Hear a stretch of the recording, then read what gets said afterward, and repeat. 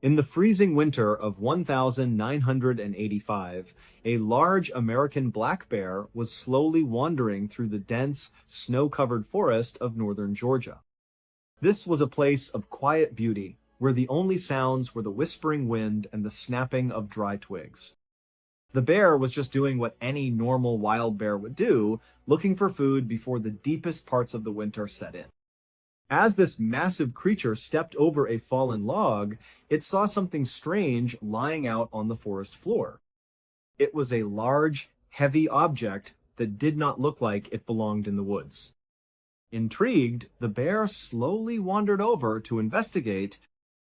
It sniffed the strange object, then began pawing at it, scratching the tough fabric with its sharp claws.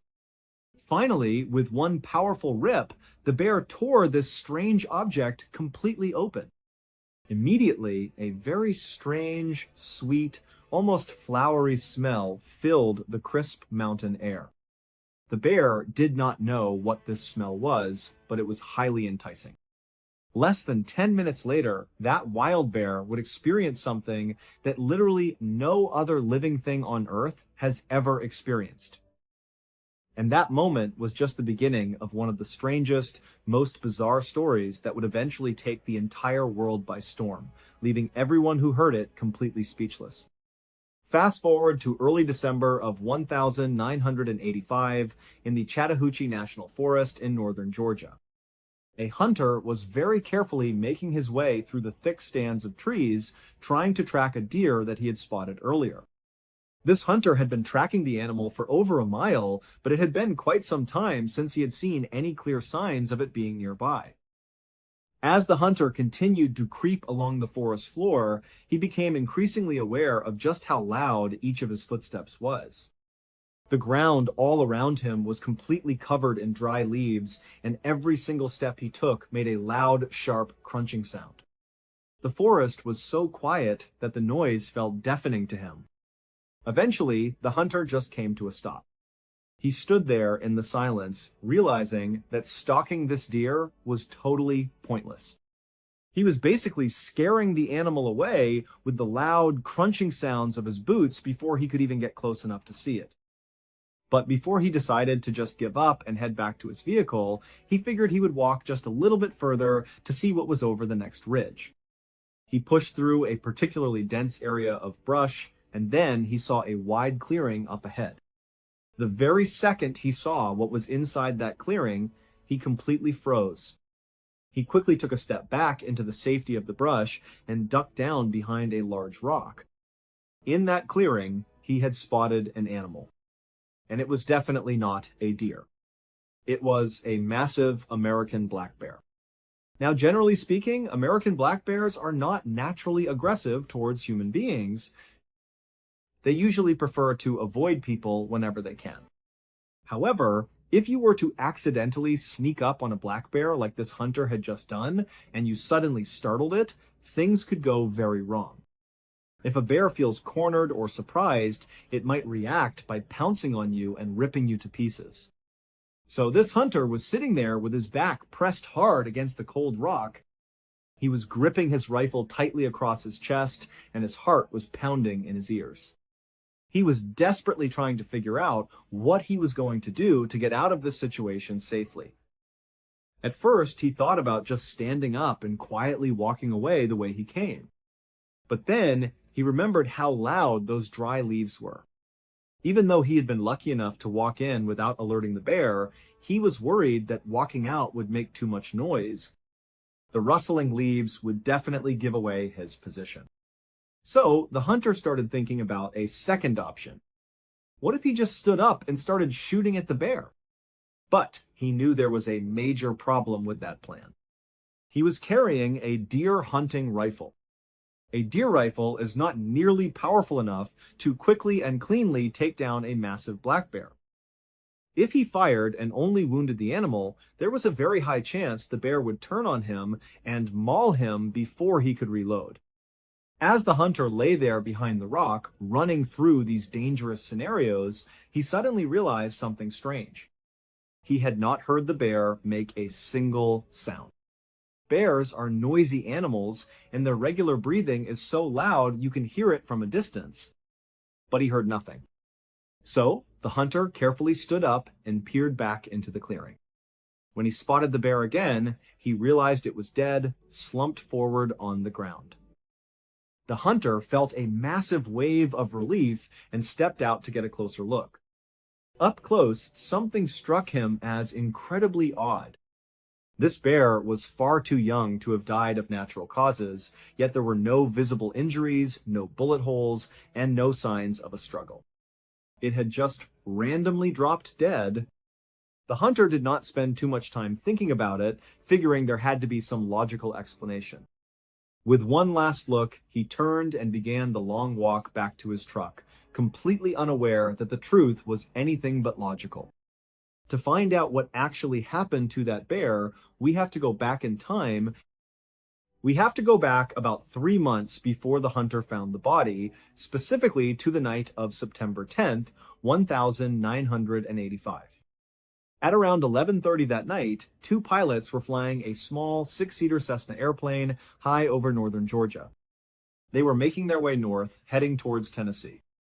It was a very dark night, and the flight seemed completely routine and peaceful. But as these 2 pilots flew along, they suddenly heard a voice message crackling over their radio. It was a transmission they were definitely never supposed to hear. The voices on the radio sounded like other pilots who were communicating with each other. And what they were talking about was highly alarming. They were discussing how they were currently following a small Cessna airplane.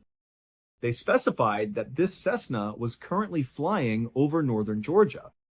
Now, radio traffic like this can only really be intercepted if your radio is physically close to the person doing the transmitting. Knowing this, the 2 pilots in the Cessna knew that whoever was talking about following that plane had to be talking about them. Normally, if you are a pilot and you overhear a radio transmission saying another plane is tailing you, you might contact them. You might radio back and ask what is going on, or ask why they are following you. The co-pilot of this little Cessna wanted to do exactly that. He reached for the radio, ready to ask some questions. But before he could, the main pilot grabbed his arm and stopped him. The main pilot looked at him and said that he actually knew exactly why someone would be following them.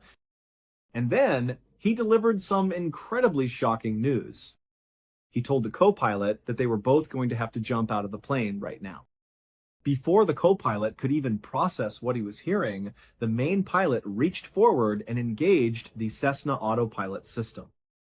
The autopilot would keep the plane flying in a completely straight line, at a constant speed and a constant altitude. It would keep flying this way until a pilot took back control, or until it ran out of fuel and crashed.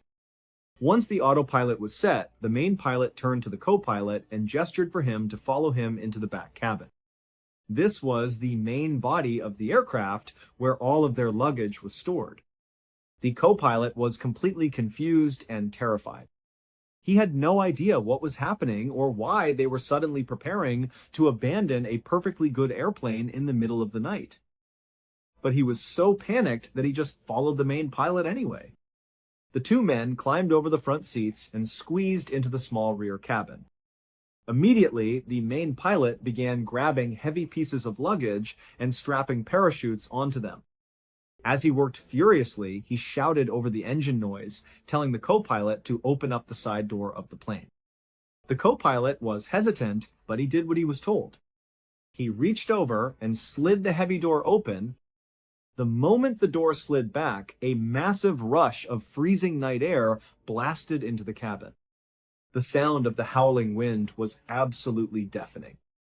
It was so loud that the 2 men could no longer hear each other speak at all. Without hesitation, the main pilot began picking up the heavy bags of luggage and pushing them straight out of the open door, sending them plummeting down into the pitch-black darkness below. The co-pilot, seeing what was happening, decided to help.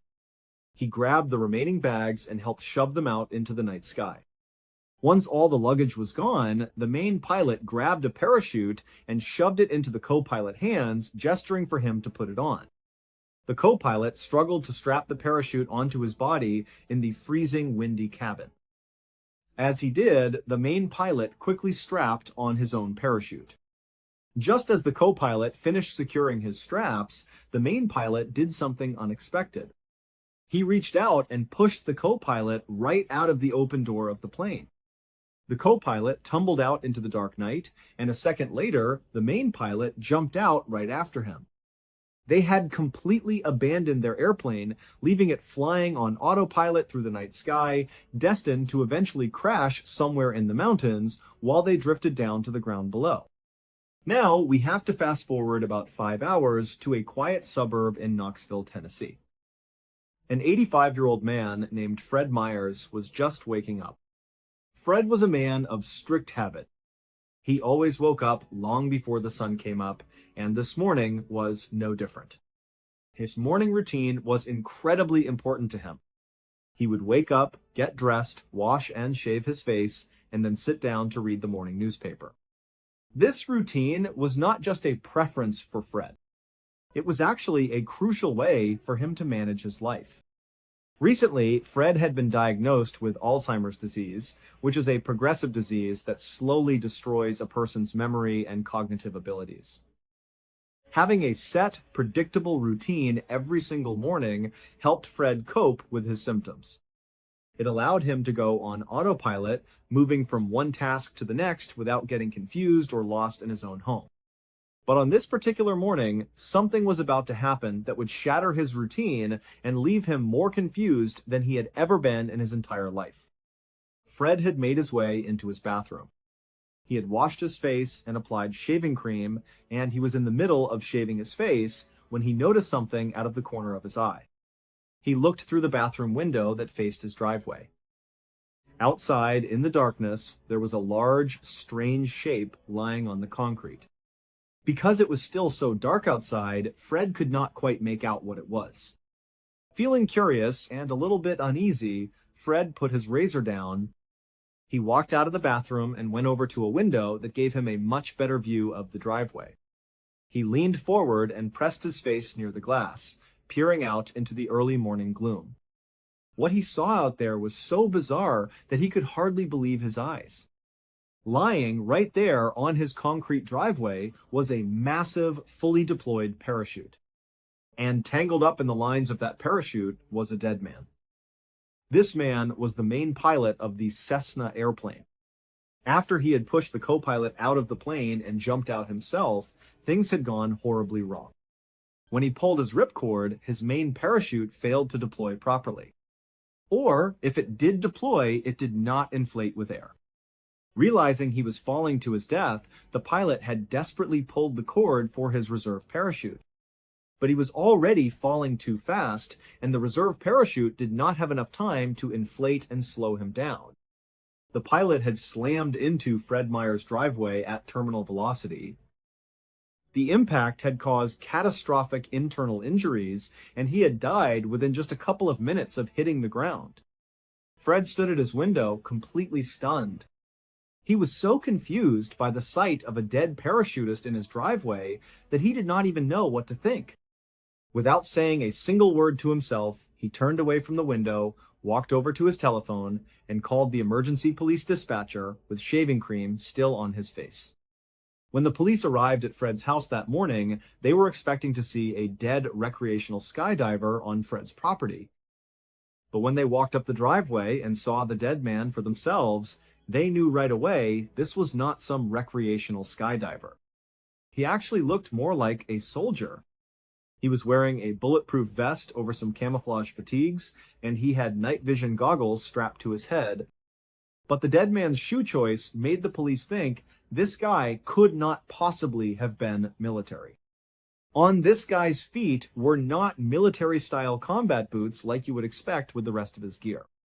Instead, he was wearing loafers, specifically black Gucci loafers, which were very expensive designer shoes. The police were completely baffled by this strange combination. Why would someone dressed for a combat operation be wearing high-end designer shoes? They began to wonder who this mysterious man was and what he had been doing in the sky over Tennessee. It did not take very long for the police to identify the dead man. His name was Andrew Thornton, and he was a 40-year-old man. As they began digging into his background, they discovered that Andrew had a very interesting history. He had actually served in the United States Army as a highly trained paratrooper. This explained why he knew how to jump out of planes with precision and courage. But after his military service, his life took a very dark turn. He had actually worked as a police officer for a while, but eventually he decided to use his skills for a different career path. He became a big-time smuggler of illegal goods, working with powerful drug cartels. The police also quickly connected Andrew to the Cessna airplane. Not long after Andrew's body was found in the driveway, the Cessna was discovered. It had crashed directly into a rugged mountainside in North Carolina, completely destroyed. With the plane located, the police began searching for the missing co-pilot. They knew from the flight records and initial reports that there had been a second person on board. It did not take them long to track him down. The co-pilot had survived his parachute jump, landing safely in a different area. When the police questioned him, they quickly realized that this man was not a mastermind smuggler. He was actually just a victim of Andrew Thornton. The co-pilot explained that Andrew had invited him on what he claimed was a simple vacation. Andrew had told him they were just going to fly down to the Bahamas for a nice, relaxing trip.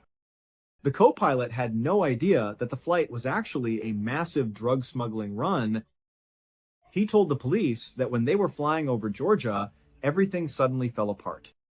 Andrew had suddenly started barking orders at him, telling him they were being followed.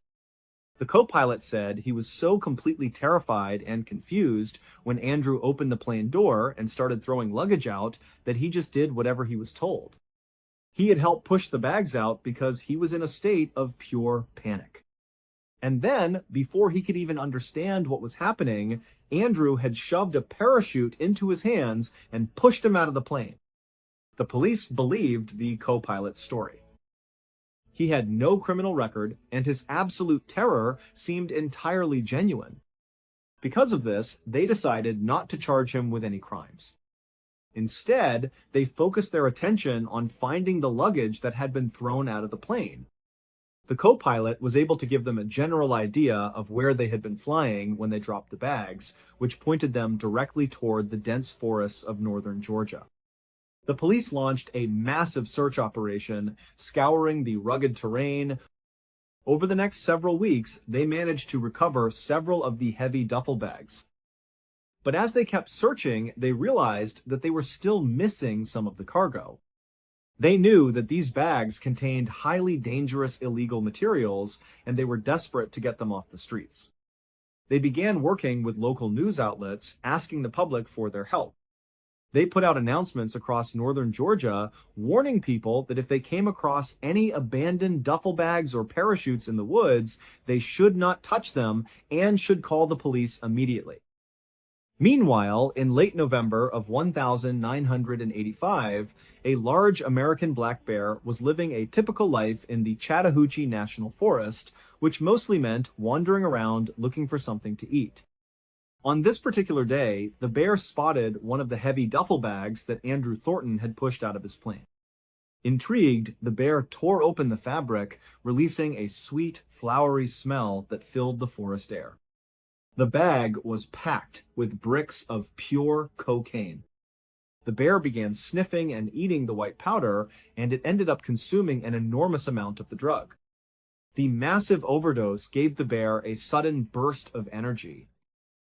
After sprinting about 100 yards at top speed, every major organ system inside its body shut down all at once, and it collapsed dead in a small clearing. 2 weeks later, the deer hunter discovered the dead bear in the clearing. When he returned home, he casually mentioned finding the bear and the nearby duffel bag to a friend.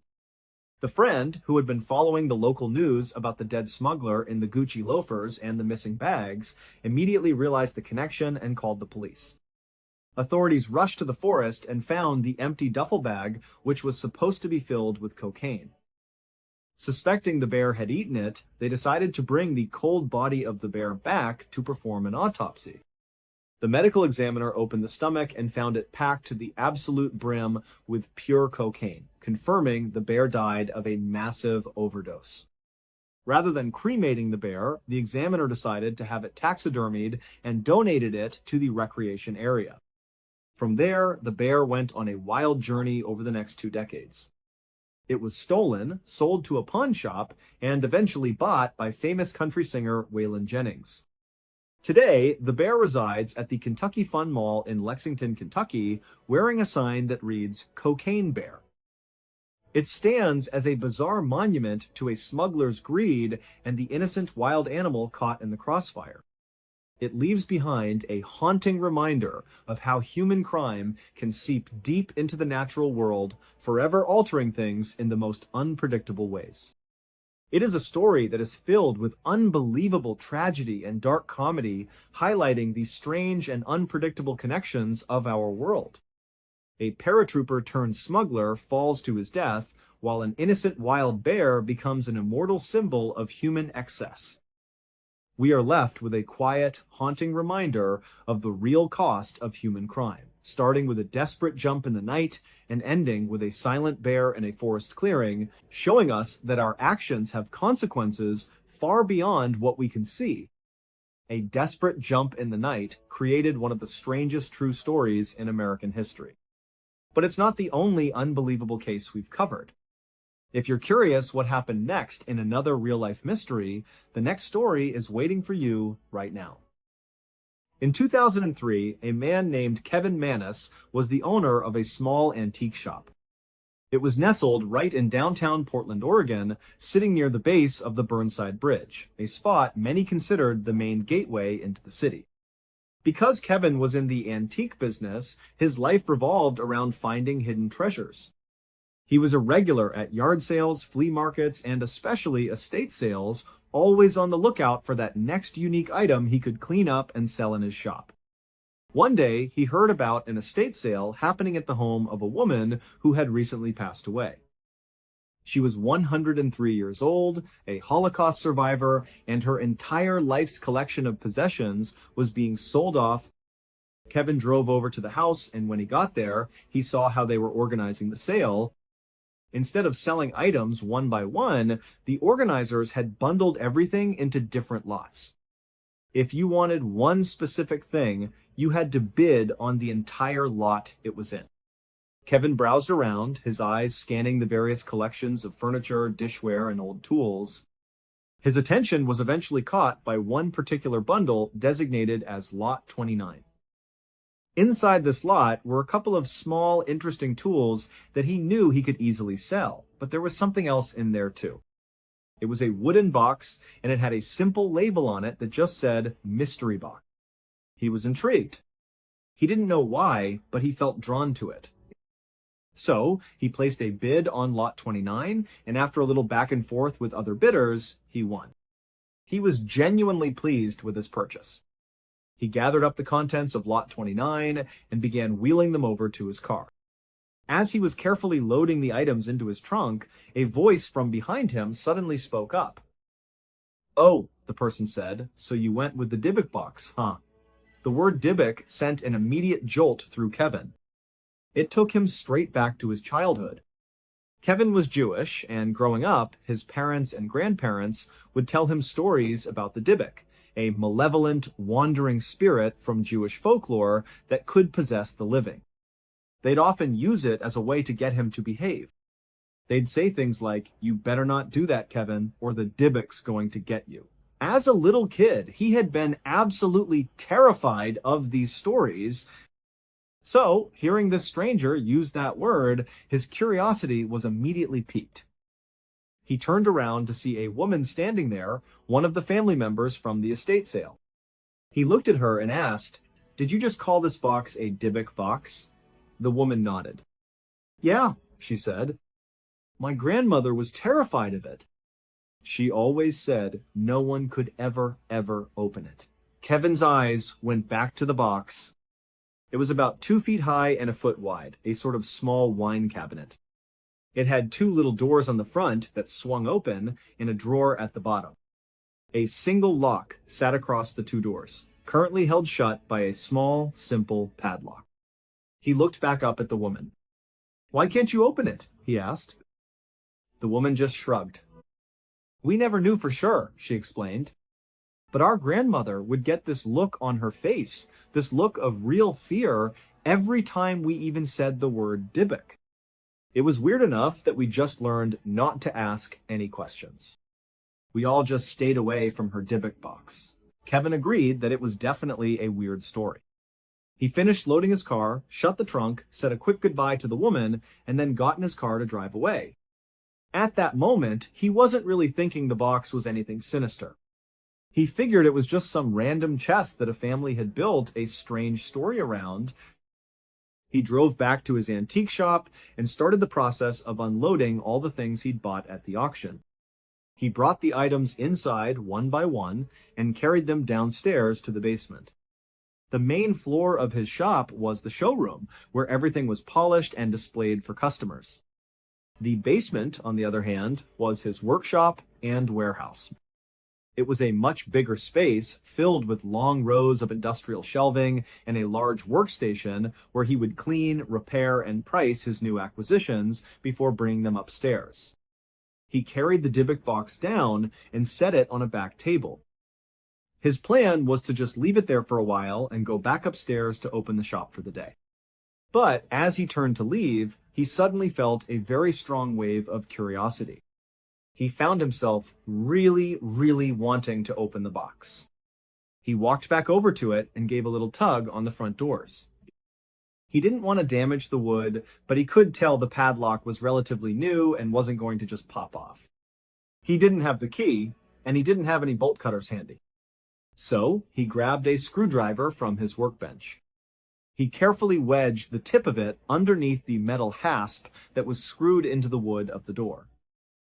He slowly and gently pried it upwards, bending the metal until the screws popped out of the wood. As soon as the hasp was free, the two doors swung open on their own. And at the exact same moment, the drawer on the bottom slid open. There was some kind of simple mechanical device inside that linked the doors to the drawer. Kevin remembered thinking how surprisingly clever it was for such an old, crummy-looking wine cabinet to have a mechanism like that still in perfect working order. He peered inside. The contents were strange, but not exactly scary. There were 2 pennies from the 1920s, a single used candle, 2 small locks of human hair tied with string, a small granite tombstone carving that had the word Shalom engraved on it, and a small, tarnished wine goblet. That was it. Kevin looked at the collection of items and immediately thought to himself that this was just some older woman's personal keepsake box. These things probably had immense sentimental value to her, but to him, they were basically worthless. He shut the doors, pushed the box to the side of the desk, and walked back upstairs, not giving it another thought. Kevin had one employee who helped him run the shop. Her name was Jane. She was a younger woman, but she was an incredible salesperson, and Kevin trusted her completely. The day after he had brought the Dybbuk box into the shop and left it in the basement, Kevin had to run out to do some errands. He left Jane in charge of the store. After Kevin left, Jane locked the front door behind him. It was still before their official opening time, and she needed to go downstairs to grab a few items she wanted to bring up to the main floor to sell that day. With the front door locked, she knew for a fact that she was the only person inside the entire building. She walked to the back and headed down the old wooden steps into the basement. The basement was a huge, sprawling room filled with tall industrial shelves that ran the entire length of the space. The lighting down there was never very good. It came from a few long fluorescent tube lights that, even at their best, only cast a subtle, weak yellow glow on everything. They weren't very bright, and changing the bulbs was a real pain. You had to set up a ladder between the aisles, but the lights weren't perfectly aligned, so you always had to reach way over the shelving, risking knocking over fragile, expensive antiques, Because of this, Kevin and Jane often waited until they were down to just one or two flickering, dying lights before they finally admitted they had to go up there and replace some of the bulbs. On this particular day, they were down to about 2 or 3 working lights, so the basement was even dimmer and gloomier than usual. It felt like something out of a horror movie, Jane walking alone into this dingy, poorly lit space. Once she reached the bottom of the stairs, she walked to the far end of the room, to a corner a good distance away from the back table where Kevin had left the Dybbuk box. She was looking for some specific items on a shelf when, all of a sudden, she stopped. She couldn't shake the distinct and unsettling feeling that someone was watching her. Now, Jane was down in this basement all the time. She had been down there when it was well lit and when it was dark, when Kevin was with her and when she was alone. This was a familiar space for her, and she had never, not once, had this feeling before. There was no other way into the basement except for the stairs she had just come down. She had locked the front door of the shop herself. She hadn't heard a single sound. There was no logical explanation for where this feeling was coming from, but it was powerful and she couldn't shake it. As she stood there, looking around nervously, starting to feel a bit paranoid, the phone rang. They had an old landline phone on a table right at the base of the stairs. The sudden, loud ringing made her jump, and it kind of snapped her back to reality. She thought to herself, okay, I'm just getting paranoid. She walked over and picked up the phone. It was one of her friends who was planning on stopping by the shop later that day. As they were chatting, Jane heard a noise from the back of the basement. It sounded like a broom falling over. Imagine a big push broom leaning against a concrete wall, and then it slips and the long wooden handle clatters against the floor. That's the exact sound she heard. It startled her again. She quickly said to her friend, "Hey, let me call you right back," and hung up the phone. She stood at the foot of the stairs, looking down the long, dark aisles of shelving. The sound had come from the far side of the room, back where she had just been. Because the lighting was so terrible, she couldn't see anything clearly. She took a deep breath, trying to calm her nerves, and began walking slowly down one of the rows to see what had fallen over. As she was walking, she heard a loud smash from behind her. She spun around just in time to see that one of the long fluorescent tube lights had fallen from the ceiling and shattered all over the concrete floor, plunging that section of the basement into even deeper darkness. All of a sudden, she had zero interest in exploring the sound of the fallen broom. All she wanted was to get out of there. She turned and started walking quickly back towards the stairs. As she was moving down one of the aisles, a heavy wooden chair that had been sitting on one of the shelves suddenly came flying off of it. It landed squarely in the middle of the path, blocking her way. There was absolutely no way this could have happened on its own. It was a sturdy chair, placed securely on the shelf. It was as if someone had deliberately pushed it. In that instant, she knew her initial feeling was right. Someone else was down here with her. She let out a scream, hurtled over the fallen chair, and sprinted for the stairs. She ran up the steps as fast as she could, but when she got to the top, her heart sank.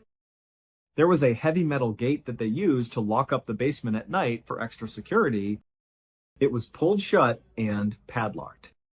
This gate could only be locked from the outside, and it required a key. There was no way she could have done this by accident. Now, she was in a full-blown panic.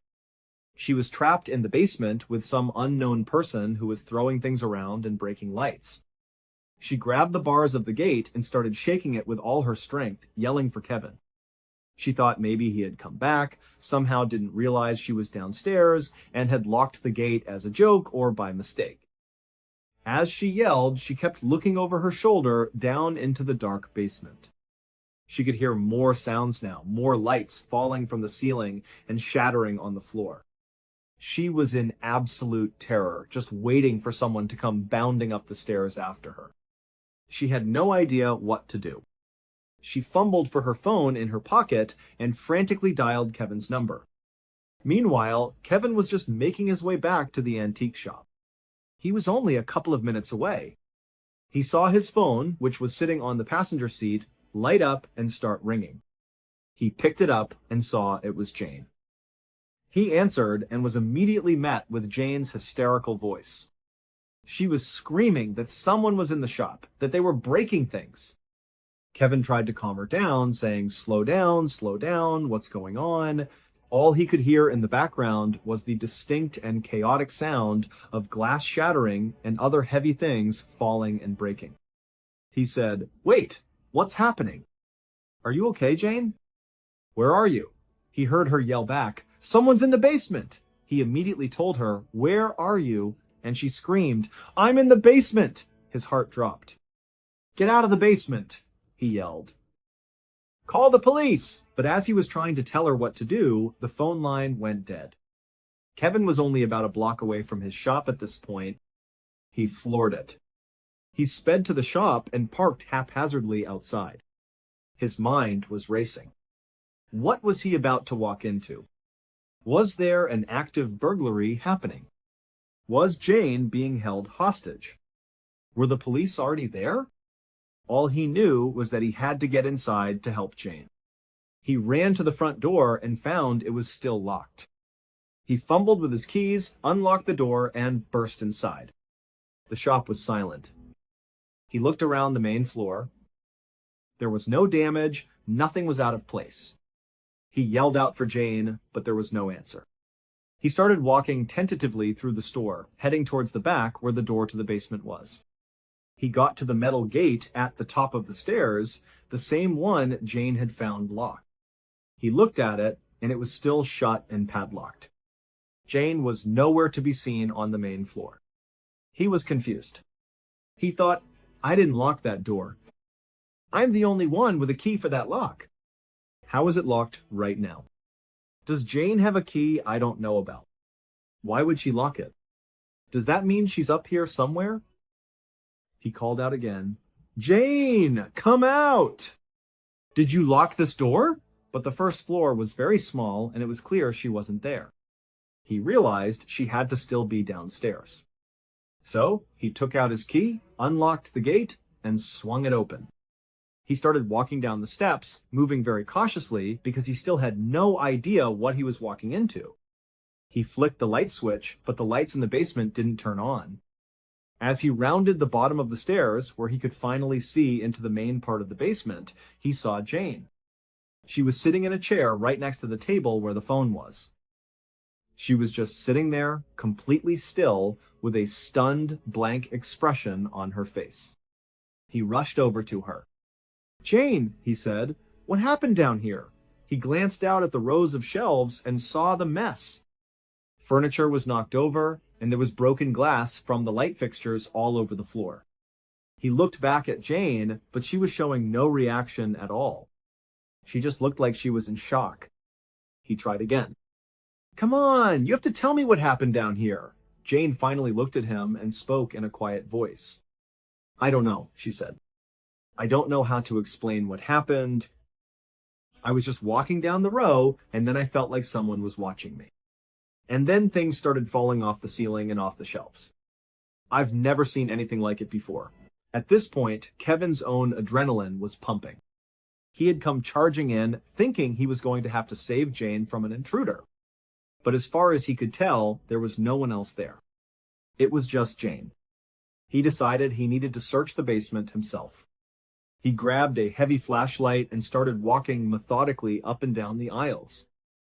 All he found was a bunch of broken glass and some furniture and other items that had been knocked off the shelves. But there was no one else down there. And there was no other way in or out besides the stairs. After he was absolutely certain that they were alone, Kevin turned back to Jane. He said in later interviews that he feels horrible about what he did next, but at the time, his mind was trying to find a logical explanation. He was thinking, it had to have been Jane. Who else could have done this? I don't know why she would do it, but there's no one else here. He looked at her and said, "Jane, did you do this?" That's when Jane's shock finally broke. It was replaced by pure anger. She looked at him with disbelief and just said, "F you, Kevin." And with that, she got up, walked past him, went up the stairs, and left. She didn't say another word to him, and she never came back to work. She quit on the spot. At the time, Kevin still believed she must have been responsible, so he just let her go. He wasn't even remotely considering that the Dybbuk box on the back table could have had anything to do with it. Just a couple of days after the incident in the basement, Kevin's mother was scheduled to stop by the antique shop. The two of them had plans to go out for lunch together to celebrate her birthday. As soon as she walked into the shop, Kevin greeted her with a smile. "Hey, Mom, I've got a gift for you," he said. He brought over a wrapped box and set it down on a table right in front of his mother, who was sitting in a chair. He unwrapped it to reveal the Dybbuk box. Before Kevin could even begin to explain the strange story behind it, the phone at the other end of the store started ringing. He was expecting an important call. He said, "Hold on, Mom, I have to get this." He walked to the back of the store to answer the phone, leaving his mother sitting there alone, looking at the box. While Kevin was on the phone, his mother, intrigued by the unusual gift, reached out and opened the doors of the Dybbuk box.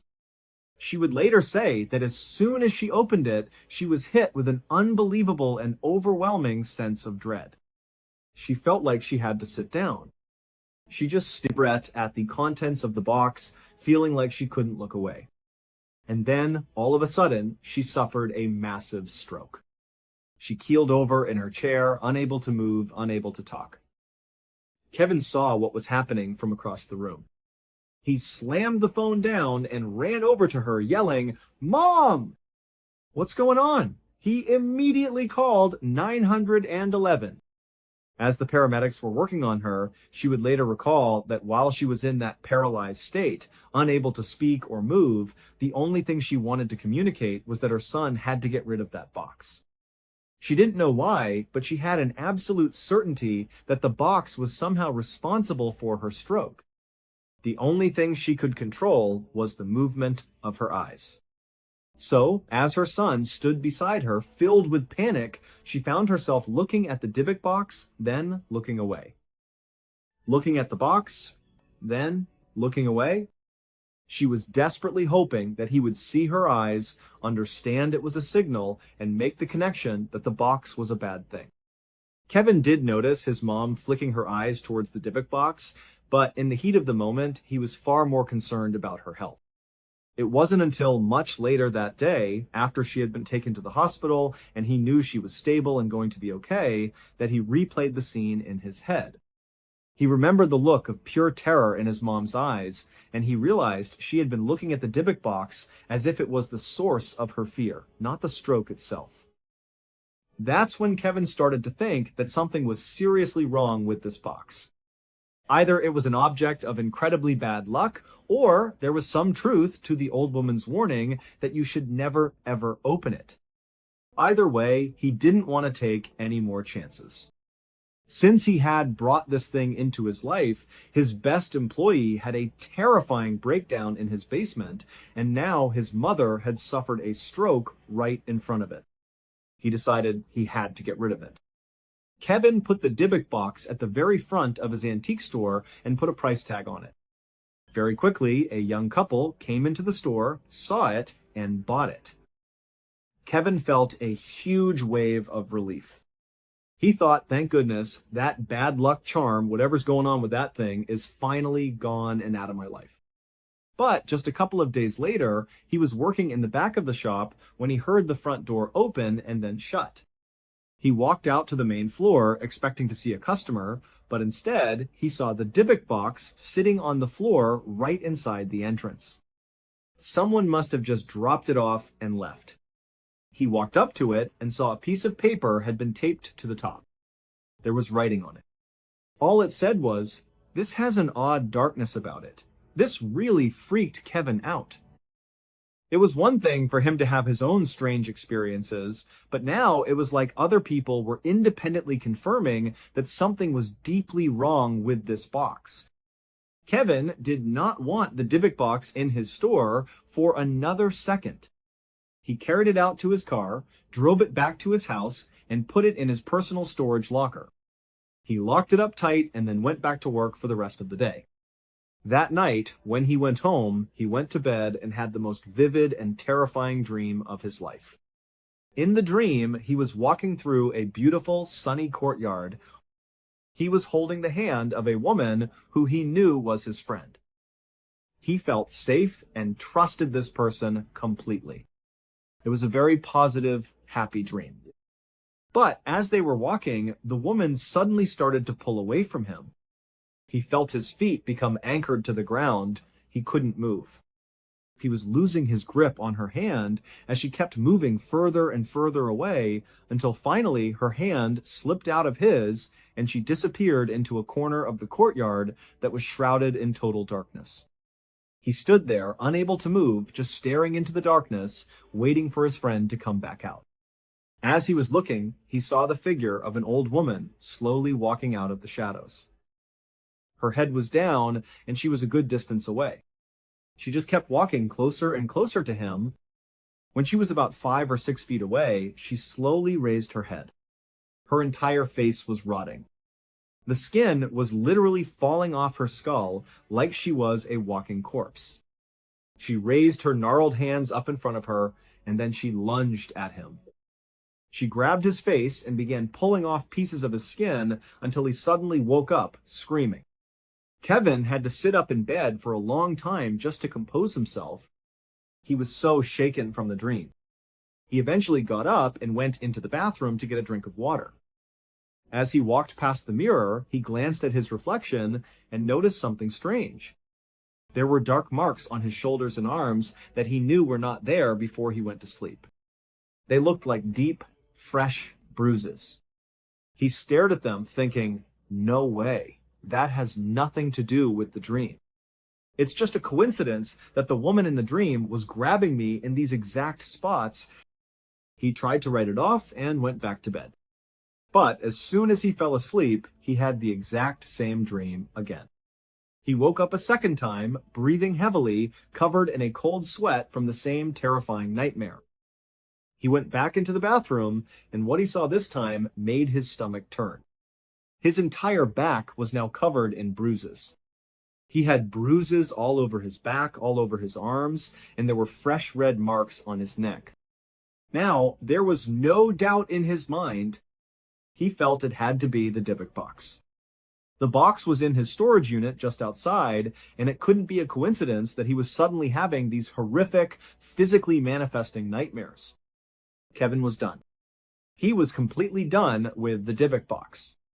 Instead of going back to bed, he went straight to his computer, logged onto eBay, and listed the Dybbuk box for sale. That very night, 2 college kids named Sam and Brian, who lived in Missouri, bought it. Kevin could not have been happier to package that thing up and ship it as far away from him as possible. Sam and Brian had seen the ad for the Dybbuk box on eBay. At first, it didn't seem like anything special, but then they read the very detailed description Kevin had written. He had listed all the strange and terrible things that had happened to him since he had acquired it. Kevin's angle was clearly to advertise it to people who were interested in the paranormal, and Sam and Brian were exactly that demographic. They were actively looking for items online that were supposedly haunted because they wanted to see for themselves if ghosts and paranormal phenomena were real. They were eager to buy the Dybbuk box and put it to the test. About 3 weeks later, the package finally arrived at their apartment in Missouri. Brian was still out at class, but Sam was home.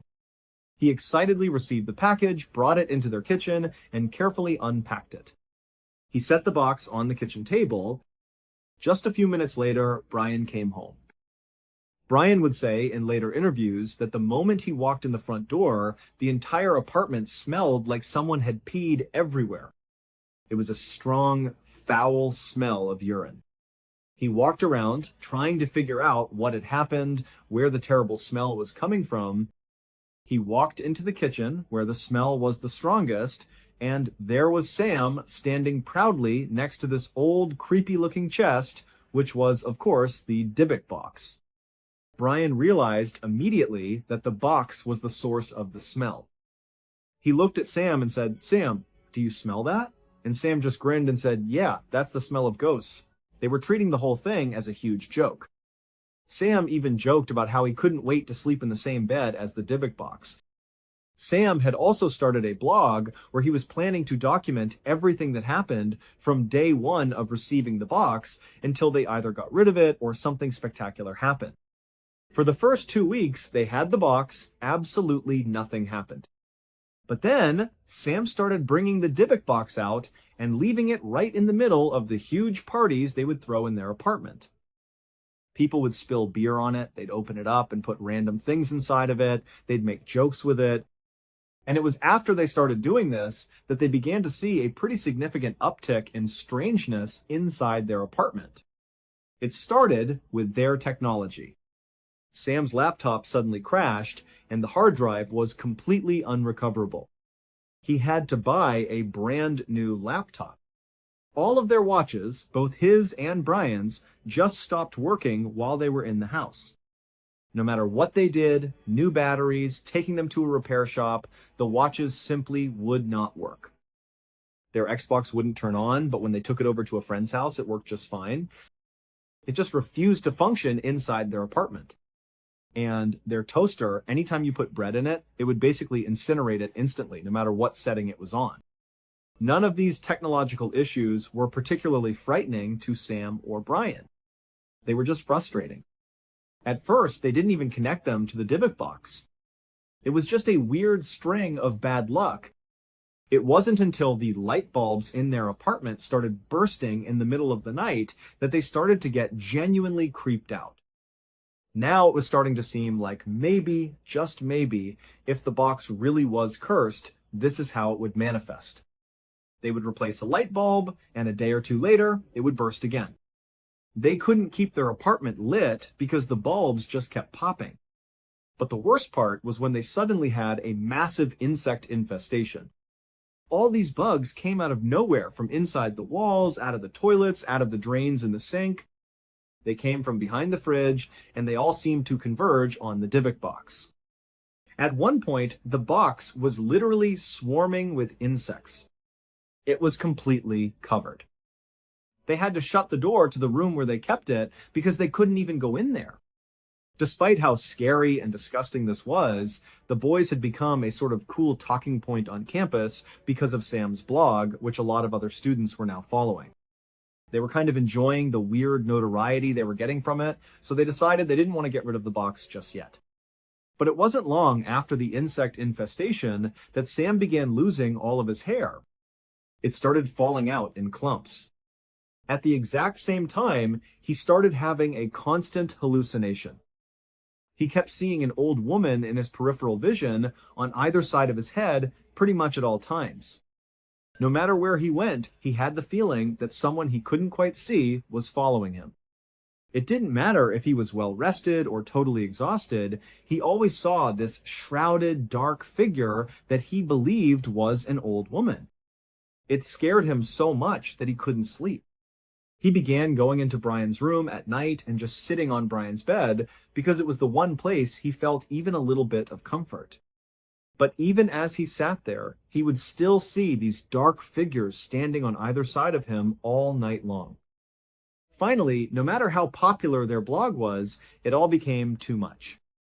They decided they had to get rid of the Dybbuk box. They put it back on eBay, and it sold very quickly to a guy named Jason. Jason was a museum director at another university in Missouri. He had actually been following along with Sam's blog and was very interested in the whole story. When he saw it was listed for sale, he jumped at the chance to buy it. The boys eagerly shipped off the Dybbuk box, relieved to be rid of it. Jason received the package in the middle of a workday. He put the package in his truck and went back upstairs to his office to finish his day. Later that evening, after everyone else had left the building, he went back down to his truck, got the package, and brought it up to his office. He put it on his desk and cut open the packaging.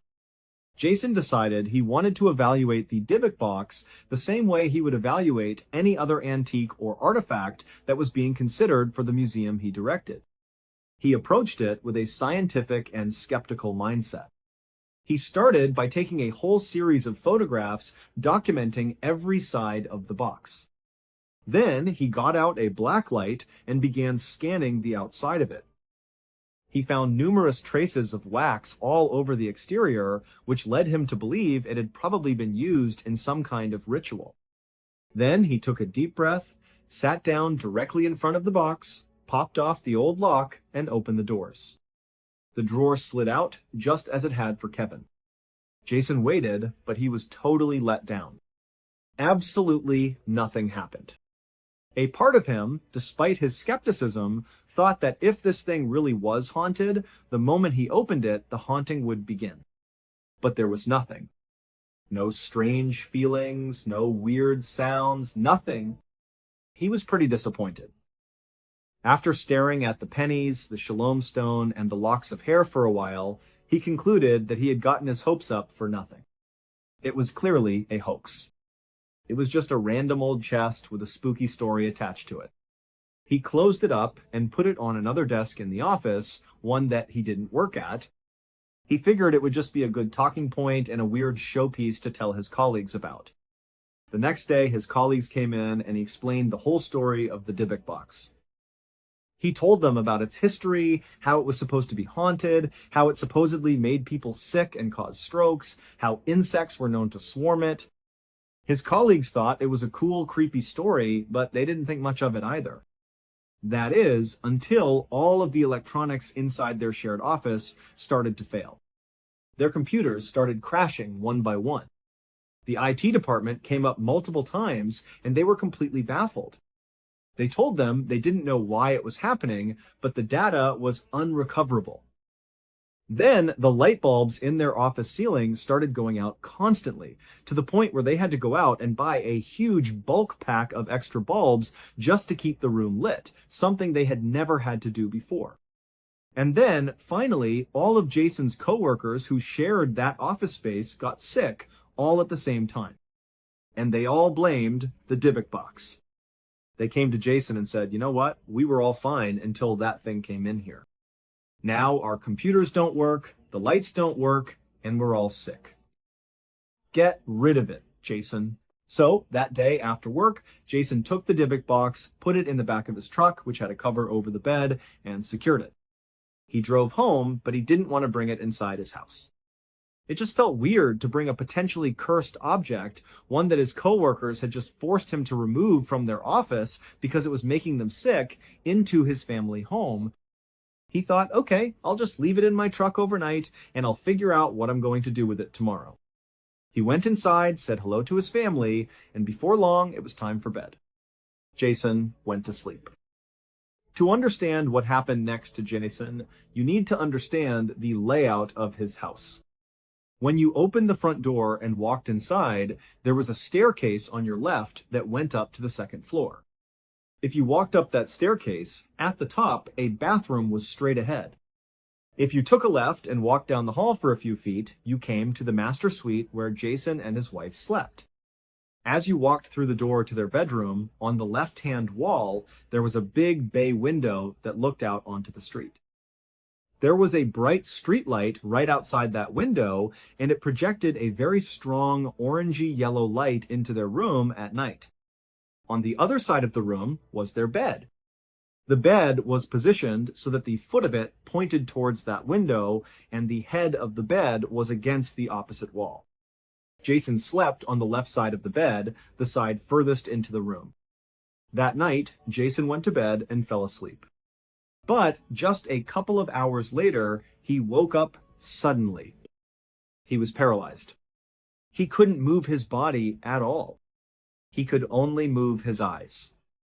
He was lying flat on his back, and the orange glow from the streetlight filled the entire room.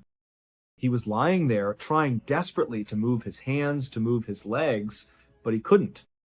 As he was struggling, he started to hear footsteps out on the stairs. They were distinctive sounds, slow, heavy, plodding steps coming all the way up to the second floor. Jason was lying there, his eyes darting towards the open door of his bedroom, which gave him a partial view of the second floor landing. He was waiting, his heart pounding, to see who had come up the stairs. Then, out of the corner of his eye, he saw a dark figure begin to walk into his room. His heart started racing even faster. He could tell it was definitely not someone he knew. It looked like an older woman with a shawl over her head, and her head was tucked down so he couldn't see her face.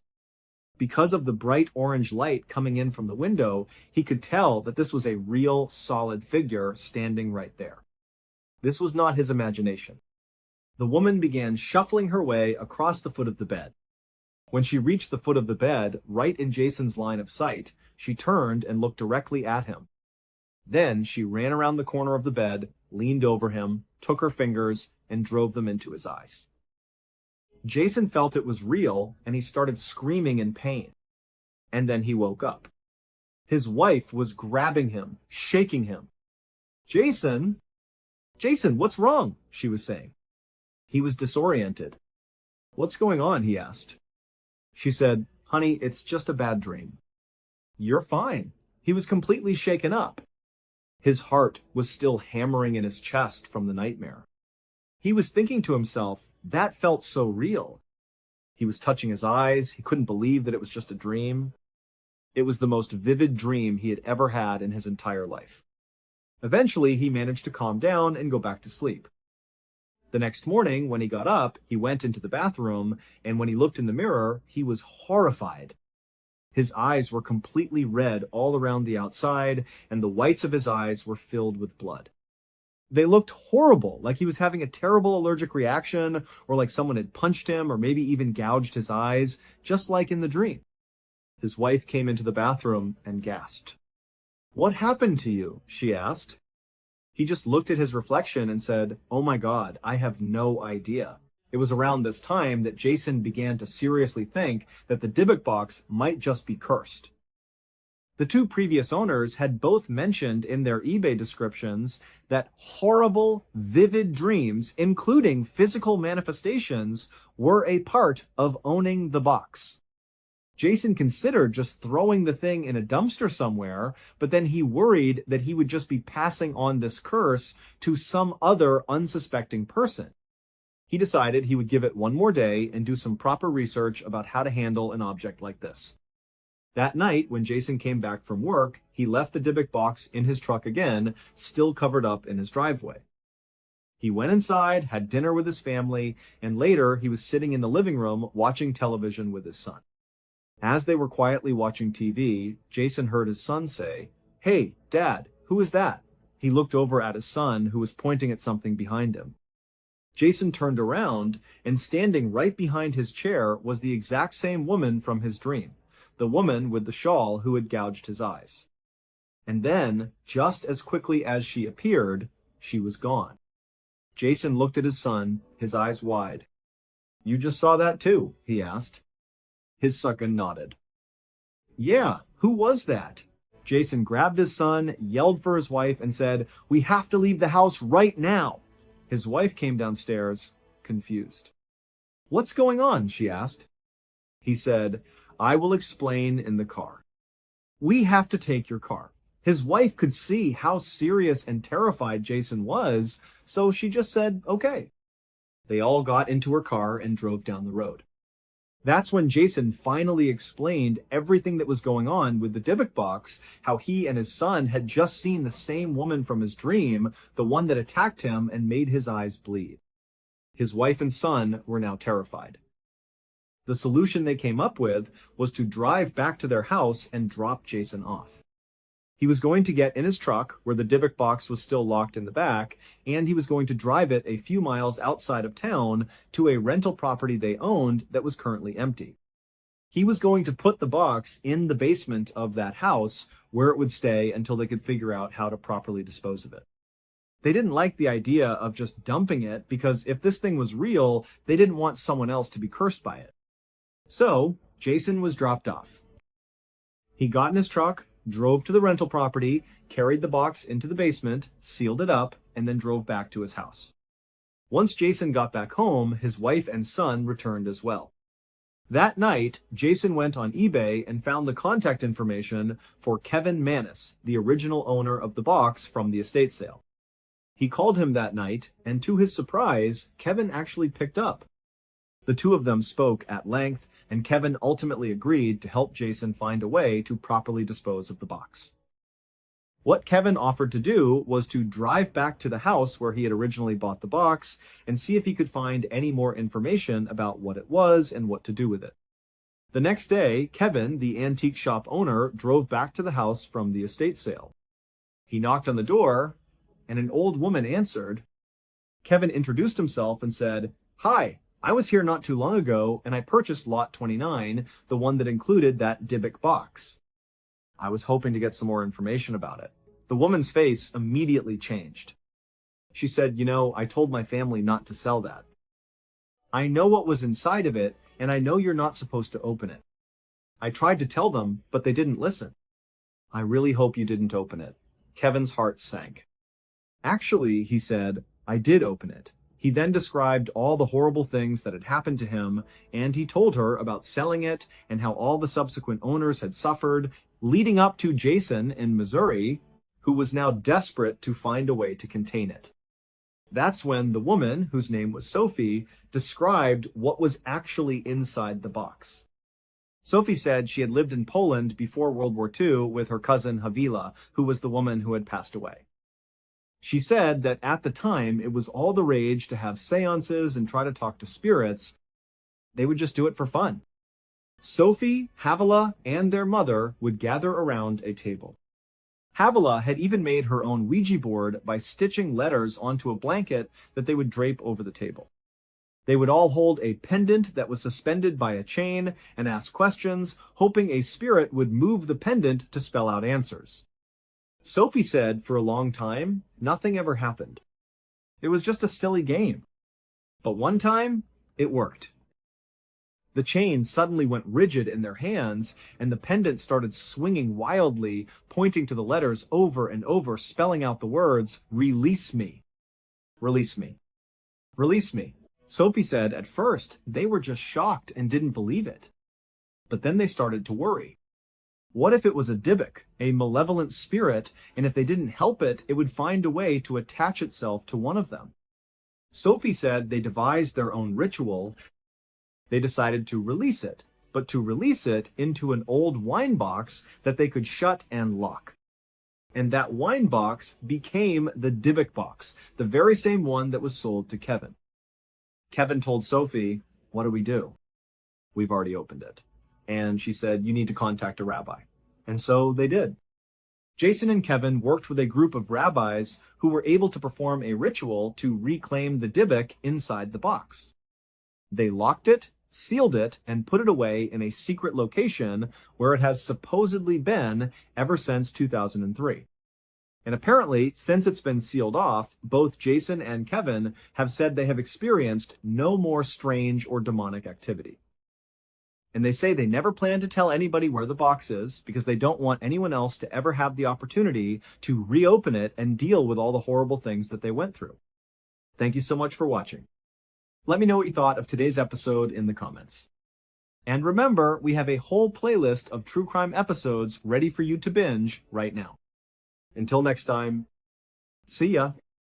On the other hand, if you take a boat from the coast of Aberdeen, Scotland, and head straight out east into the icy seas of the North Sea, you will arrive at your destination after a considerable period of time has passed.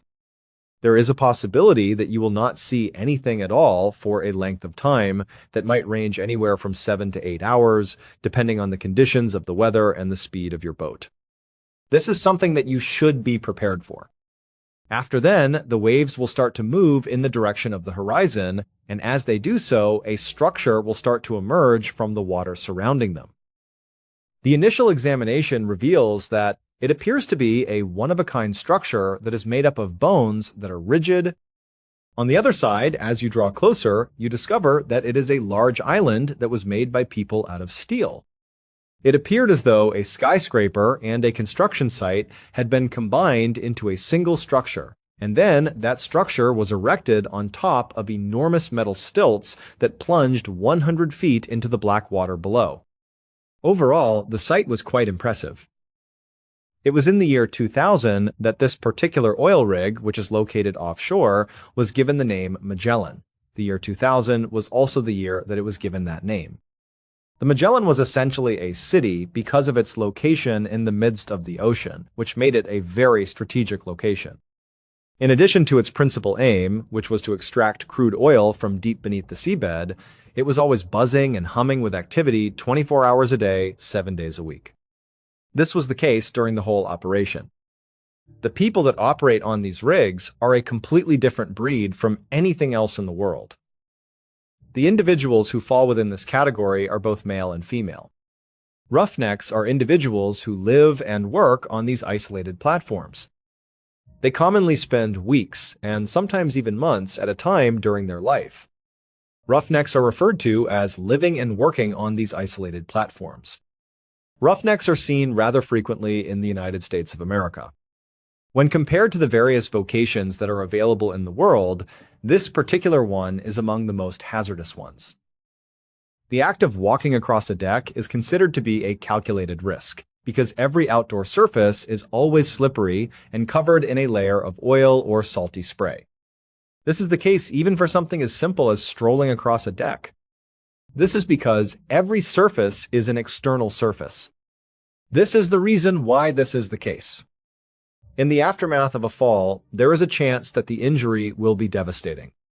It is possible to lose your balance and fall from a higher platform into a lower one, which could potentially result in your death. These two scenarios are both feasible. There is a chance that this will occur. Additionally, there is the risk that you could completely fall off the rig, which would result in a fall of 100 feet into the churning and cold water below. This would be a very dangerous situation. When the notoriously terrible weather of the North Sea, which is characterized by gale force gusts and heavy showers, is taken into consideration, the likelihood of falling is significantly enhanced during the course of the day. With that being said, this is not the only risk that is pertinent to this situation. It is something that is extremely flammable, and that is crude oil, which is the same thing that they are there to obtain. They are present in order to achieve this goal. In the event that even a single spark were to be positioned in the wrong location, it has the potential to result in a catastrophic inferno that would present no escape route from the predicament. In addition, there is a phenomenon that is referred to as a blowout, which occurs when the high-pressure well that they are drilling into abruptly and violently explodes without any prior warning. The occurrence of this is something that is a possibility. Even though there are safety protocols that have been installed on rigs in an effort to prevent this from happening, it is likely that those systems will not be enough if you are in close proximity to the drill when it occurs. This is because the presence of the drill might potentially cause you to be injured. Being a roughneck is related with a number of risks that are severe and persistent at all times, regardless of the circumstances. On a consistent basis, on the other hand, the benefits are substantially more significant, and for the vast majority of people, it comes down to a single aspect, which is the most important. Quite surprisingly, the recompense is made available. In the year 2000, Gordon Moffat, a man who was 41 years old at the time, was regarded as one of these roughnecks. He was thought to be a roughneck. On the Magellan crew, he was a player. He was a member of the crew. In addition to being a husband and a father to 2 children, he was also a father to 2 children. Gordon was also a father to 2 children. Certainly, he was not the type of person who sought thrills in any way. The majority of the men who worked on the rig did so for the same reason, which was to improve their own living conditions. This was done so that they could provide a good life for their families who lived on land. This dangerous job was something that he did for the same reason that he worked in others. The thought of his wife and children, as well as the future he was constructing for them, made the hardship of his absence worthwhile. He was building in the future for them. Over the course of a considerable amount of time, he was absent. Nonetheless, the mere concept of them made the absence worthwhile. To provide a more precise explanation, he was employed for the role of a maintenance specialist for the drill mechanism itself. The fact that these enormous and intricate pieces of machinery represent the basis of the business does not change the fact that they are prone to encountering problems on a fairly consistent basis. Additionally, the drilling company is suffering financial losses for each and every minute that the drill is not spinning in order to produce the results that are necessary. This is because the drill is not spinning. A chunk of money like that is not insignificant at all. The rig had a rule that was not written down but was recognized by everyone. If the drill stopped, it was your obligation to fix it. This rule was not written down. A written record of this rule did not exist. All of that happens instantly. No matter what time of day it was, whether it was 3 in the morning or the middle of the following day, the circumstance did not change in any way. The outcome was the same, regardless of whether the weather was calm or a storm was raging. There was no difference in terms of the outcome. It was essential to take immediate action in order to discover a solution to the problem that had been presented. On the evening of October 9th of that year, Gordon had just concluded a long shift that had been quite stressful. He had just finished his shift. Just a moment ago, he had been relieved of the duties associated with his shift. The statement that he was worn out was accurate. Within the limits of this floating steel island, he had made his way back to his modest chambers, which were the only personal space he had accessible to him. He had been there for quite some time.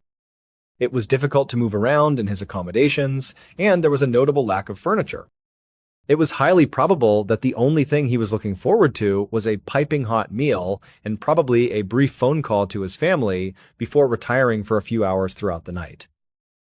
He had just finished taking off his heavy work boots, and he was now looking forward to getting some rest and relaxation. Despite this, the relatively tranquil atmosphere of his chamber was disrupted by the crackling sound of his radio, which occurred just as he was beginning to rest. This was a significant event. Instantaneously, he became conscious of a voice that was speaking to him and pleading with him to listen. On the contrary, the circumstances were not at all favorable. At that time, the fitness routine came to a complete end. In order to fulfill the criteria, he had to return to the deck. Gordon was a seasoned roughneck, so he was accustomed with this circumstance and did not find it strange. This was because he had been in this situation before. In spite of the fact that it was a source of annoyance, it was a vital component of the task that needed to be completed. His life had been filled with a significant number of late-night phone calls, and he had received a significant number of these calls during the course of his life. The protesting that was done in response to the circumstance was nothing more than a waste of time. In light of this, he stood up, put on his work clothes, and made his way out the door, returning to the chaos and the chilly, windy night that they had been enjoying. He did this with a deep sigh. Following that, he went back inside. In the process of arriving at the main deck, which was the focal point of the rig's major operations, Gordon came across a scene that was both disorganized and well-organized, and it had a purpose. The main deck is a massive open metal platform, and right in the midst of it is where the big drill assembly goes through the floor on its journey to the ocean, which is placed an incredible distance below. The ocean is located at a staggering distance below. The area beneath the platform is where the ocean can be found. Many of his coworkers, including a few of them, were waiting for him to arrive. The bulk of them were waiting for him. They expeditiously communicated to him the most recent information that was available concerning the matter. Specifically, the problem was with some cabling that was situated just beneath the main deck. This is some further information. The fact that these wires on the main deck itself were not accessible was the root cause of the problem. This was due to the fact that it was unable to access them. On the level that was directly below the one that was being accessed, there was a point of access that was located. They had done this process a large number of times in the past, despite the fact that it was quite tough to carry out. This was something that they had done a great deal of times in the past. When it came to maintenance, it was a straightforward task. In accordance with the plan, Gordon was intended to take an elevator down one level in order to arrive at the platform that was located directly below the main deck. To begin, the crew on the main deck would first take a safety harness that was attached to a long, durable cable. After that, they would feed the harness down to him through a small access hole that was situated in the floor of the main deck. The upper deck would be the location where this would take place. These little service ports on rigs are referred to as mouse holes, which is the phrase that is used to describe this particular hole. Additionally, this particular hole is referred to as a mouse hole by its name. It was estimated that the diameter of the thing that was being discussed was approximately 10 inches. In the case that Gordon found himself on the lower deck, he would look up, see the harness coming down through the mouse hole, and then he would grab it and put it on instead of the mouse. That would be his plan. In order to guarantee that it was tightly attached, he would wrap it around his waist for that purpose. Next, he would give the crew on the main deck a signal, a thumbs up, so that they could see him plainly through the gap. This would allow them to see him more clearly. Each and every one of them had a clear view of him. Once they had finished their turnaround, they would send a signal to the hoist operator, who was also a member of the crew.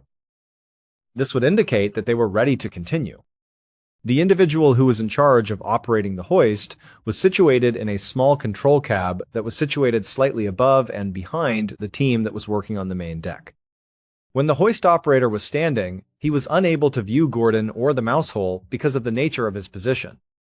This was the case because of the nature of his position. He had no idea what he was doing and relied solely on the messages that were being communicated by the crew that was aboard the main deck. He was utterly uninformed about what he was doing. Additionally, it was his responsibility to operate the winch, which was a robust motorized drum. He was the one who was accountable for making use of it.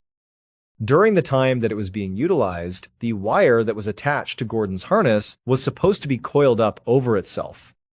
Gordon would be elevated off the lower platform in a gentle and secure manner while simultaneously dangling in the air before the hoist operator would start the winch as soon as he received the signal. This would take place while Gordon was suspended in the air. In order for him to be able to access the cables that were malfunctioning, it would be necessary to hoist him to a height of approximately 10 feet high. When he had finished making the necessary repairs, he would be brought back down to earth and then lowered back down again.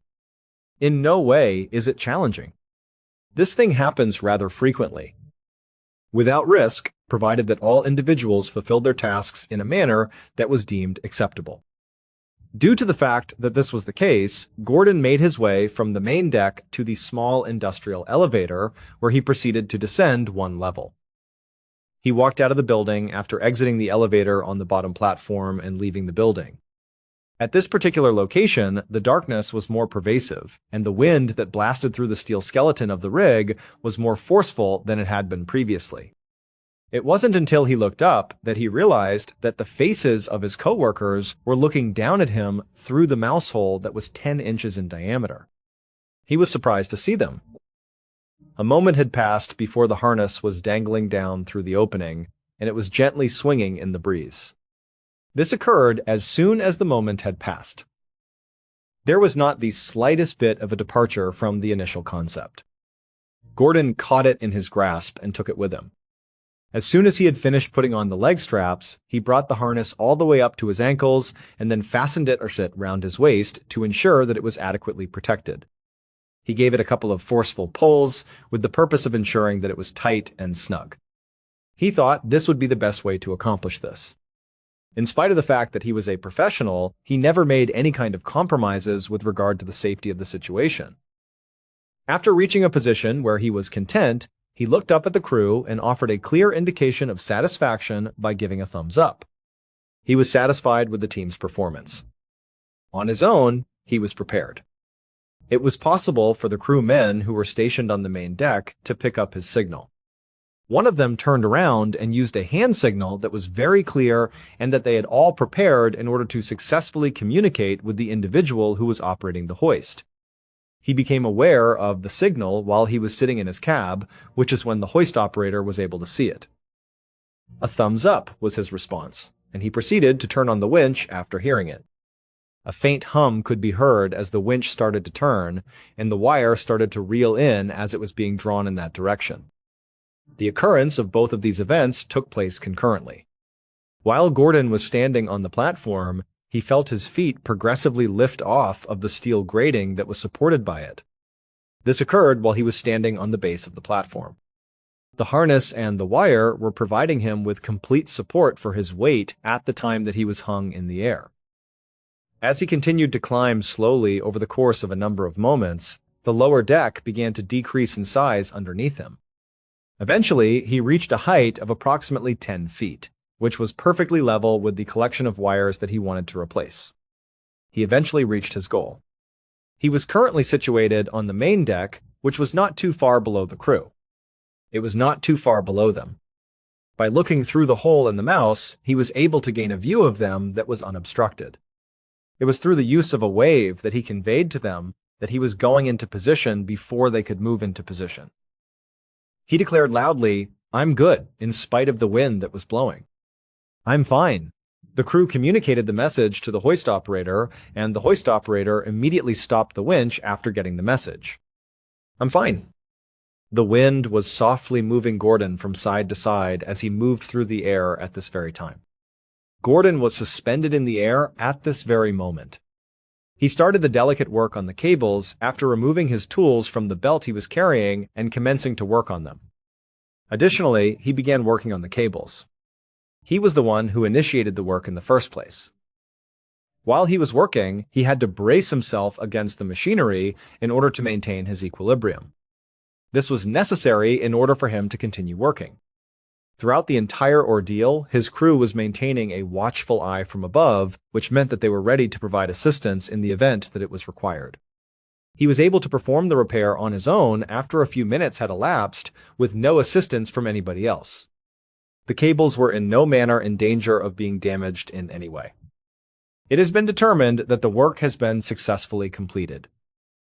After putting his tools away, he looked up through the mouse hole once more and then signaled to the team something else. He also placed his tools away within the mouse hole. Subsequently, he stowed his tools safely behind him. At long last, he had succeeded in reaching his conclusion. That he was getting ready to be dropped back down to the ground was obvious to anyone who looked at him. For the first time, the crew was made aware of its existence while they were on the main deck. In order to bring the winch down to its lower position, they delivered the hand signal that had been decided upon to the hoist operator once the turn had been completed. When the operator became aware of their presence, he gave a brief nod and then swiftly grabbed for the controls in order to restart the winch. He did this as soon as he realized that they were there. Furthermore, this is the time at which the ordinary everyday procedure began to go horribly and catastrophically wrong. This is the point at which the tragedy occurred. The individual who was operating the hoist made a mistake that was one that was rather simple to identify. It is possible for anyone to make a mistake, but it is a mistake that, given the circumstances that are present in this particular setting, would have ramifications that would be lethal. It was only the switch on the right that he failed to activate, and it was the only one as well. It would be a switch that would allow the winch motor to turn in the opposite way from the direction in which it is turning, which is the current direction. It was not the winch's intention to spool the line out and gently lower Gordon back to the platform. Rather, it started to loop the wire in, which resulted in Gordon being pulled higher. At that same instant, he started working the winch for the first time. The winch moved in a manner that was slower and more sluggish than usual. On the other hand, it was not consistent with the idea that he had been propelled in a vertical trajectory. A pull that was gradual, persistent, and unyielding was applied to the group. This pull kept the group from moving forward. On the other hand, the issue was something that was readily apparent to everyone, with the exception of the one person who was in a position to put an end to it. When Gordon was in this circumstance, he had the sensation that he was rising rather than plummeting through the air. He was experiencing a severe shaking in his chest. He cried out loud, "Whoa, stop, stop!" The crew on the main deck also noticed it and exclaimed, "Wrong way!" Gordon was seen climbing toward the steel floor rather than descending, which was what they had believed he would do. They expected him to fall. At first, they were overcome with a feeling of bewilderment, and then, after that, they experienced a surge of panic. At the very moment that they came across the individual who was operating the hoist, they immediately began shouting and thrashing their arms in a wild manner. "Stop! Stop the winch! Reverse it!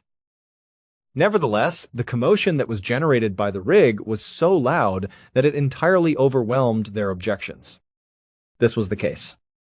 A lot of sounds can be heard, such as the deafening clatter of metal against metal, the shriek of the wind, and the boom of the generators. These are just some of the sounds that can be heard. It was surrounded by sound, as if it were a wall of sound waves. It was made even more difficult by the fact that the hoist operator had temporarily turned away from them after beginning the winch operation. This made the situation even more difficult. That made the position a great deal more challenging. This, from his point of view, marked the conclusion of a line of work that was considered to be exceedingly mundane. He could have been doing nothing more than stretching his back, making a note in a logbook, or taking a quick check at a gauge. All of these possibilities are possible. During the same period of time, each of these occurrences happened simultaneously. At no point in time did he direct his attention particularly toward the workers. He was completely oblivious to the idea that the imminent catastrophe was only a few yards away, despite the fact that it was coming closer. Due to the fact that the volume of the disturbance was so much higher than his hearing, he was unable to hear their frantic cries. As a consequence of this, the winch maintained its hard and unrelenting rotation in this manner. To be more specific, it seemed as though Gordon was being drawn closer and closer to the underside of the main deck, and more specifically, in the direction of that microscopic mouse hole that measured 10 inches in diameter. A feeling of anxiety began to creep into my body. It was something that Gordon was fully aware of, and he was conscious of the fact that he was unable to free himself from the harness on his own. However, it is not the case at all while it is suspended in the air. The only thing that could save him would be if the operator was able to stop the machine, which would be the only outcome that would be possible. At this very time, he was not only becoming irritated, but he was also becoming terrified of what was going to take place.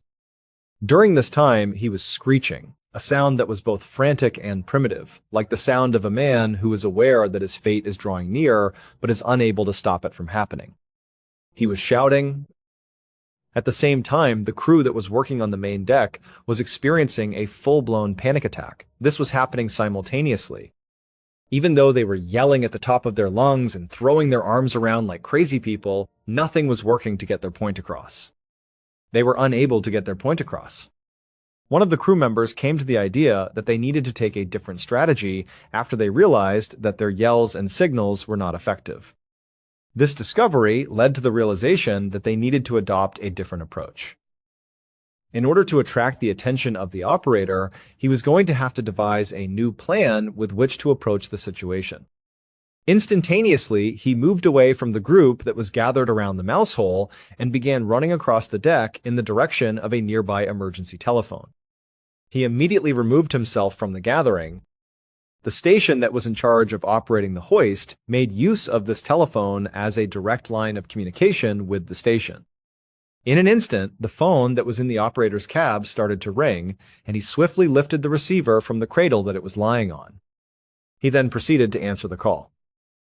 When the hoist operator got back into the cab, he continued to be unaware of the situation that was taking place.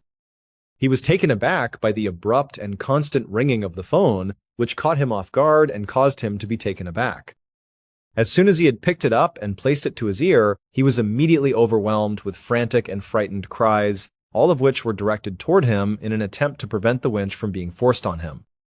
As if a flood of uncertainty crashed over him totally, he was completely astonished.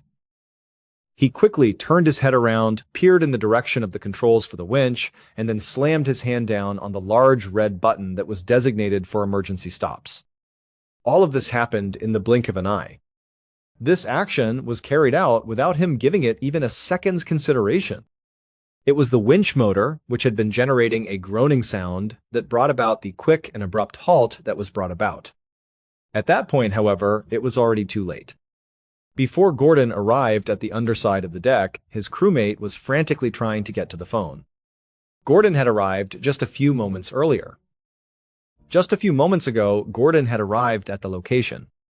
While he was being pulled against the cold, hard steel, he twisted his body in an attempt to position himself in a vertical position. He made this effort while he was being pulled against the steel.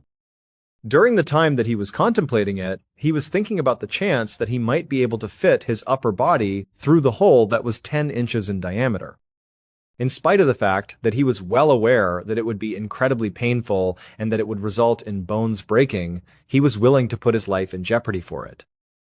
The amount of damage that they cause would be reduced as a result.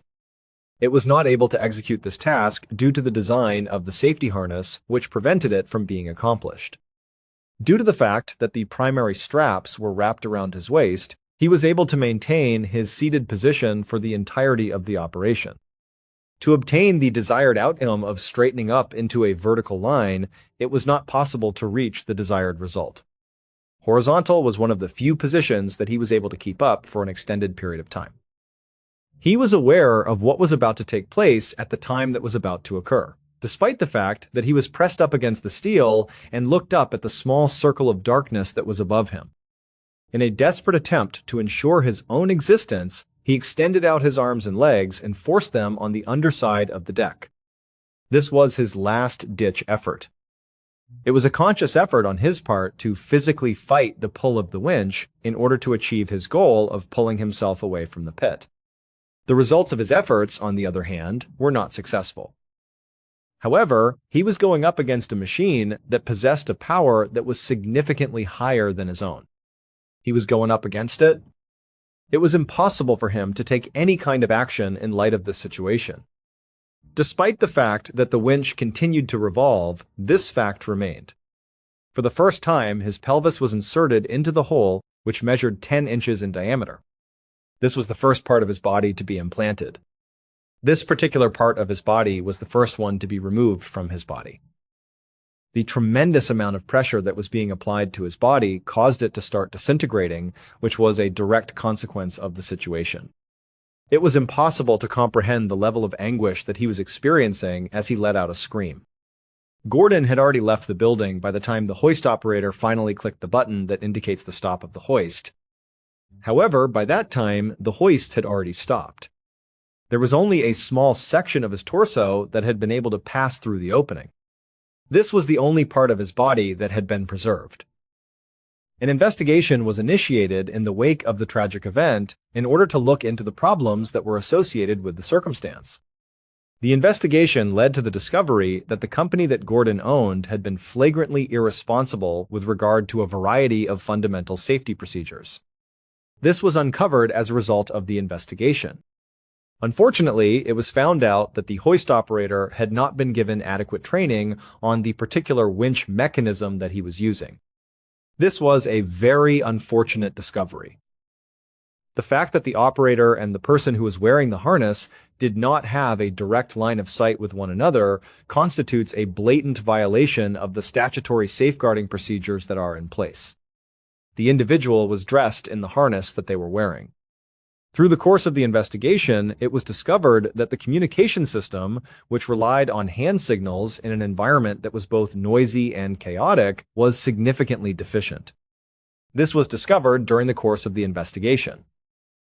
To add insult to injury, there ought to have been a specialized signaler whose sole responsibility was to communicate with the hoist operator. This constitutes the bare minimum that ought to have been present. In addition, there is the potential that the two audio lines need to have been physically connected to one another.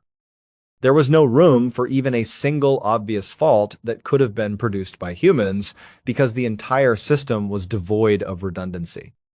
This meant that there was no room for any errors to occur. After it was determined that Gordon's company was to fault for these failings, they were issued a punishment of £60,000 as a consequence of this decision. Over the course of the period in which Gordon's family was in a state of grief, they were also presented with an amount of money that was kept secret. However, there is no amount of money that could bring back a husband and a father, a man who went to work one night to perform a normal job and never returned home, all because of a switch that was forgotten. Because of this, there is no amount of money that could bring back this man. The occurrence of this incident was brought about by a switch that was never called to mind. When it comes to oil rigs, which are among the most hazardous places of employment in the entire world, there is no such thing as a normal work schedule. The risks associated with these jobs are extremely high. The tragic truth of this circumstance was brought to our attention by the fact that he had passed away. To begin, I would like to convey my appreciation for your presence in this room today. If you watched the program that was broadcast today, I would be grateful if you could share your thoughts with me in the comments section. Thank you in advance for your involvement. It is also important to keep in mind that we have a whole playlist of episodes of true crime available for you to view all at once right now. Within a single sitting, you are able to watch all of these episodes, at least till the next time we get together. How are things going? In 1988, a waitress living in Central Florida had just started her shift at a local diner. She was standing in the middle of the restaurant, getting ready to take an order, when her heart just started racing like crazy. Now, she hadn't been running around or doing any heavy lifting, so it didn't make any sense at all. Startled by what was happening inside her own chest, she just turned around, walked straight into the staff bathroom, and sat down in a stall. She just wanted to wait for this strange sensation to pass. But as she sat there, her heart just continued to beat like a drum, faster and faster. And then she began to feel a strange tingling sensation in her feet, which started to crawl up into her arms. And it was at that moment that a terrifying thought crossed her mind. She realized she might be having a heart attack. Except she wasn't. Something much, much worse was happening to her. Peggy Carr's life had never been particularly easy. She was born back in 1947 in a very small rural town in Central Florida. Her parents were both deaf and had almost no money, so from a very young age, Peggy had to go to work to help support the family. But the only jobs she could find were either extremely low paying or they were just outright dangerous. She worked overnight shifts at isolated truck stops on deserted highways, often waitressing there all by herself. But Peggy never once complained about her job prospects. She just took whatever work was available because she knew her family needed the money. And whenever she was working in one of those dangerous environments, she would intentionally put on this very tough exterior. She did it to make sure no one would even think about trying to take advantage of her. And despite her small stature, she quickly developed a reputation among her coworkers as somebody you did not want to mess with. Peggy didn't take any nonsense from anybody. But while this kind of prickly outer shell protected her from potential predators, it also had a way of warding off potential romantic partners. A lot of men might have been interested in her, but they were kind of intimidated when they tried to talk to her. Eventually, one man did manage to cut through Peggy's defenses. They fell in love, got married, and they had 3 kids together. And for a while, everything was great. Until it wasn't. The marriage eventually crashed and burned, and so by the mid-1980s, Peggy was in her mid-30s, a divorced mother of 3 teenage children, and she was working overtime at a local diner just to barely make ends meet. And while she still acted very tough and composed when she was at work or out in public, when she was behind closed doors at home with her kids, they saw the real Peggy. And that side of her was just kind of sad. Life had just been hard on her, and she had tried so hard to provide a safe and happy home for her kids, and she felt like she'd kind of let them down. But her kids, on the other hand, they weren't bitter towards their mother for the divorce. It just pained them to see her so upset all the time.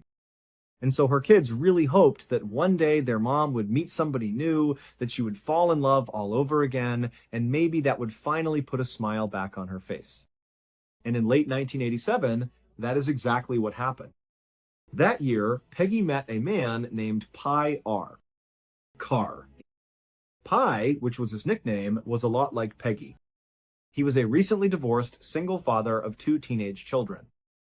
He didn't take nonsense from anyone, and just like Peggy, he had been forced to start working at a fairly young age. When Peggy met him, he was living with his 2 kids in another tiny Central Floridian rural town called Alturas. He was the foreman of a local phosphate mining company there. Phosphate is a chemical that has a lot of industrial and consumer uses. So Peggy and Pi, they started dating, and right away, Peggy's kids noticed this huge shift in their mother. I mean, now she was all smiles. She was so happy. It seemed like Pi was the knight in shining armor that had come to save the day. And then, just a couple of months later, in April of 1988, Pi and Peggy got married, much to their children's excitement. After the marriage was finalized, Peggy and her 3 kids moved in with Pi and his 2 kids in his home in Alturas, Florida. And for a while, this newly blended family worked out perfectly. Even though they were all living in a fairly small house and all 5 teenagers were kind of on top of each other, they all got along great. It was kind of fun and chaotic to have so many people in the house all the time. The house just felt like it was bursting with life. But within a few months of Peggy and her kids moving in, Peggy and Pi started to have serious marital issues. It was like all their early chemistry had just completely vanished. And in its place was nothing but resentment. They basically couldn't stand each other, and everything one of them did seemed to upset the other person. And then, adding fuel to the fire, were rumors that began spreading around this small town where everybody knows everybody else's business. The rumor was that Pi was apparently back together with an ex-girlfriend, and so he was having an affair. Pi denied these accusations, but Peggy totally believed them. And so their fights got worse and worse and worse. The more they fought, the more a wedge was driven down the center of this blended family. Peggy's kids automatically took their mother's side, and Pi's kids automatically took their dad's side. And so from the outside looking in, it seemed plainly obvious that Pi and Peggy's marriage was not going to last. But before their marriage could officially fall apart, something totally unexpected happened that would link these 2 families together forever. In late October of 1988, about 7 months into Peggy and Pi's now very rocky marriage, Pi suddenly got up one morning and just told Peggy he was leaving for the whole day to go hunting. This wasn't a planned trip. He just wanted to get away. And at this point, neither of them wanted to spend any time with each other, so Peggy didn't care. She just said, "Go ahead, enjoy your trip, I'll see you later." And so Pi, he leaves the house, gets in his truck, and drives off. A little while later, Peggy and her daughter Sissy, they both get their things together and head out. They get in Peggy's car and they drive into town. Both Peggy and her daughter worked at the same diner as waitresses, and they both had a shift that morning. So they arrive at the diner, they both get out, they go inside, get their aprons on, and they begin their shift like normal. But not long into the shift, Peggy was about to walk up to one of her tables when she noticed her heart was racing. And she had not been running around the restaurant, she had not done any heavy lifting. There was absolutely no reason for her heart to suddenly be beating at a really fast clip. Initially, Peggy just tried to ignore it. She thought maybe it was just a fluke, that her heart would slow down and she would go back to normal. But when her racing heart persisted, she walked away from the table she was waiting on and snuck off into the staff bathroom. She went into one of the stalls, she shut the door, and she just sat on the toilet waiting for her heart to stop racing. But as she sat there, not only did her heart continue to thump like mad, but she started to notice her legs were tingling and so were her arms. Now, Peggy was a no-nonsense person. She was not prone to panicking or overreacting or anything like that. So as she's sitting there feeling these strange symptoms, it dawns on her that maybe, just maybe, she was having a heart attack. And so she decides, okay, I'm going to deal with this. She stands up, she opens the stall door, she goes to the sink, she washes her hands, she splashes some cold water on her face. She kind of calms herself down, and then she walks out of the bathroom. She goes right into the staff break room and she finds her daughter. She tells her, "I think I'm having a heart attack. But don't worry. I'm just going to go home. I'm going to lie down, and if this gets worse, I will go to the hospital. But for right now, I don't really know what it is, but I want to take it seriously. So I'm going to leave for the day." Her daughter, Sissy, is looking at her mom, really concerned. But Sissy knows what her mom is like. Her mom is tough as nails. She is the type of person who would try to sleep off a heart attack. And so she says to her mom, "Okay, go home. I'll be sure to check on you as soon as I get back. And please Please call me if anything changes. And so Peggy, whose heart was still racing and whose arms and legs were still tingling, she told her daughter, everything's going to be fine. And then she told her manager that she was leaving for the day. Peggy slipped out the back door, she got in her car, and she drove back home. When she got there, the house was empty. So she just went inside, made her way to her bedroom, and she lay down in her bed to try to get some rest. That afternoon, Peggy's son, Dwayne, came home from high school. And when he walked inside, he found his mother laying down in her bed. This was very unusual for Dwayne. His mother never took naps. In fact, he could not recall a single time ever that he saw his mom napping, not even when she was sick. And so, concerned, he went into her bedroom. She was facing away from him, so he kind of gently jostled her awake. And when his mom rolled over to face him, her face was pale, she was sweating. She obviously had not been sleeping. She was gritting her teeth, and it looked like she was in a lot of pain or some sort of extreme discomfort. And he said, "Mom, geez, are you okay?" And she would say to him, "Oh no, I'm fine. I'm just sleeping something off. I got something going on. I think I have a flu or something. I don't know. I took off from work, so I'm just sleeping it off." And so Dwayne, he knows his mom is tough as nails. And if she says she's going to sleep something off, then she'll probably be just fine. So Dwayne said, "Okay, well, let me know if you need anything." And so Dwayne began to walk away. But his mother would actually call him back, and she would level with him. She would tell him that actually something is really wrong here. She said she felt like someone had poured fire down her veins, in her arms and in her legs, and that it was excruciatingly painful. And so Dwayne is hearing his mother say this, and he knows his mother is not the type of person to complain or exaggerate or anything. She is just straight, no nonsense. And so for her to say this is the most excruciating pain she's ever been in, and she's laying in bed unable to move, he knew this was really, really serious. So Dwayne began telling his mom that she had to go to the hospital. He said, "We need to get Pi here to drive you, or we need to call an ambulance, but something needs to be done here." But despite the pain she was in, Peggy was still a little bit hesitant about it. She thought maybe she could still just sleep it off. But as they're having this kind of back and forth about what to do, Pi returned from his hunting trip. He came into the house, and right away, Dwayne ran over to him. He explained to Pi, "Hey, this is not normal. My mom never, ever acts this way. She never complains. This is really serious. You gotta take her to the hospital." But Pi would actually say, "She's fine.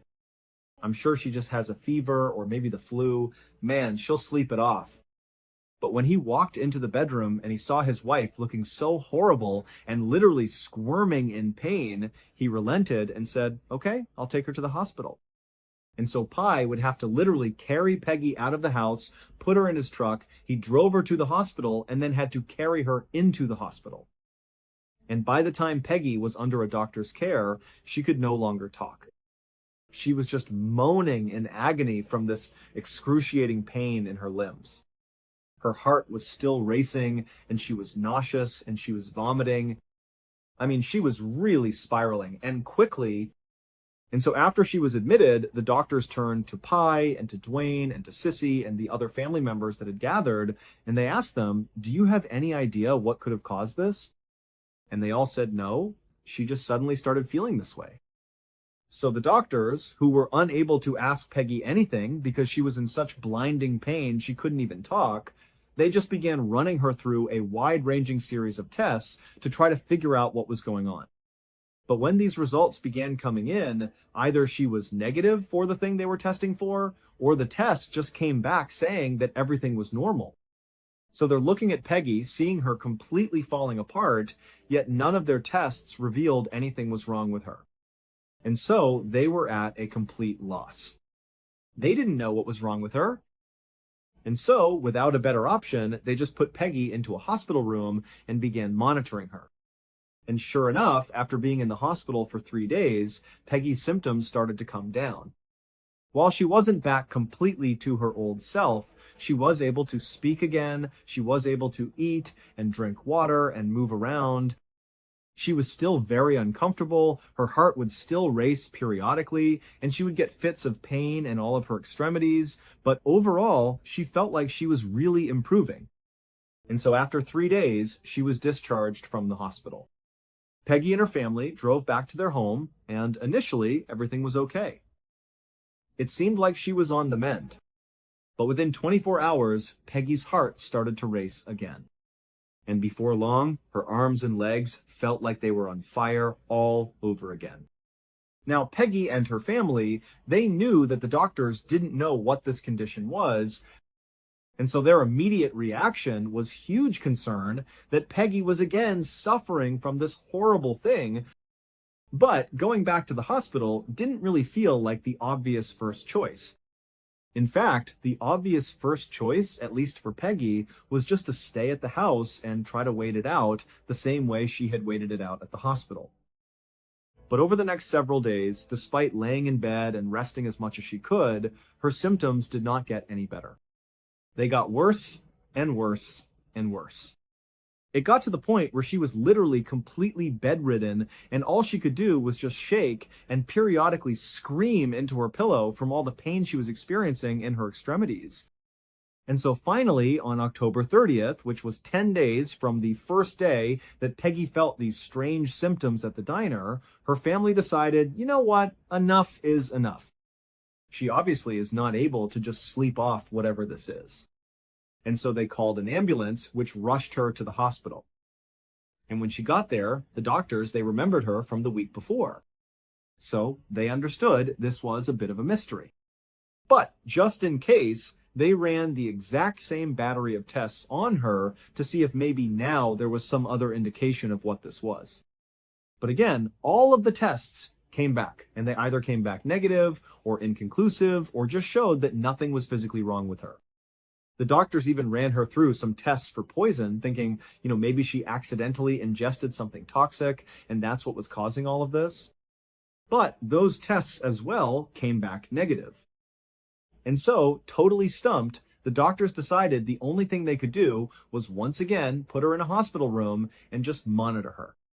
And so that night, Peggy was wheeled into a room, and all night, up and down that hospital wing, people listened to the sound of Peggy screaming at the top of her lungs from the pain she was experiencing. And then, the next morning, the whole situation got even worse. Not only for Peggy, who by now was dipping in and out of consciousness, but also for the rest of her family. Because that morning, Peggy's son Dwayne and Peggy's stepson, so Pi's son Travis, they were both admitted to the same hospital for exhibiting the same symptoms as Peggy. Their hearts were racing, they were nauseous, they were vomiting, and their arms and legs were starting to tingle. And so the doctors, with nothing else to do, just ran Dwayne and Travis through all the same tests they had put Peggy through. And they all came back negative, or they came back normal. However, shortly after Dwayne and Travis had been admitted to the hospital, a neurologist who was looking after Peggy, he noticed something about her condition. And suddenly, it was like his medical training from back in college kicked in. He remembered something very specific that lined up exactly with what he was seeing in Peggy.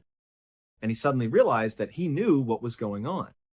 So he told his colleagues, and they ran out, and they got this very specialized testing kit that doctors very rarely use.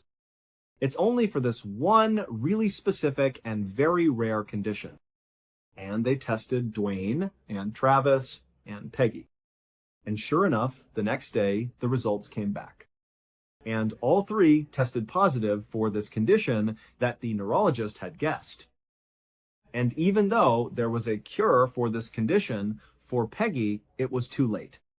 Her body had been so completely ravaged that even if they administered the cure, it would not work fast enough to save her life.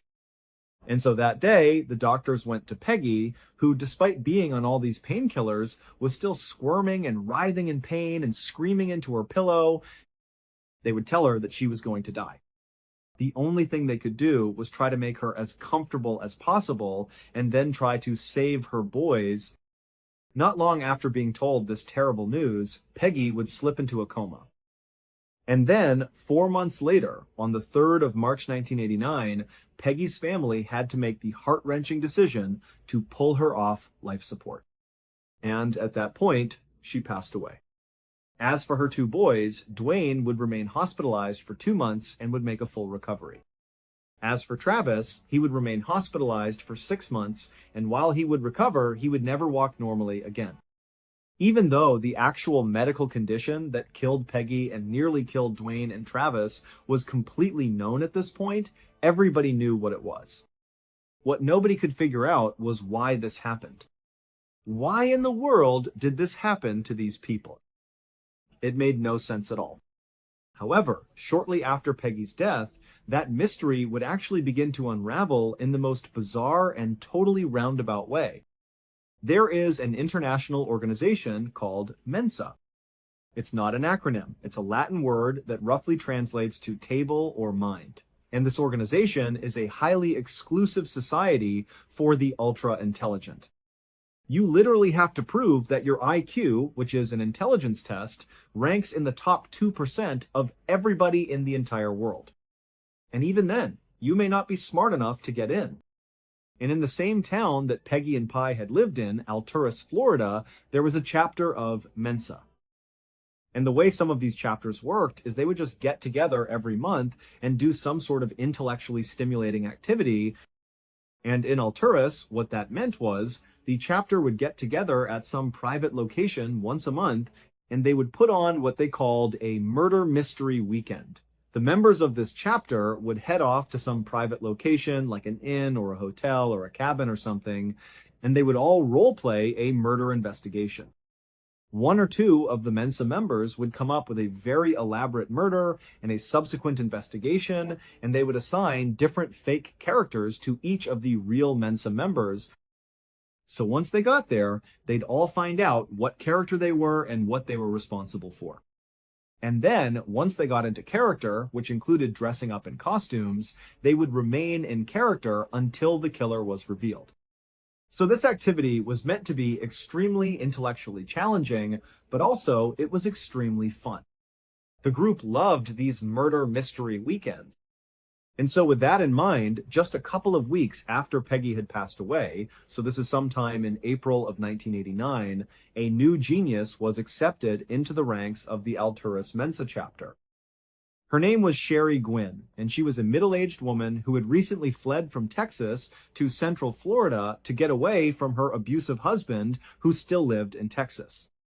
After she was accepted into the Mensa chapter, it became abundantly clear to the members that Sherry was eager to make friends.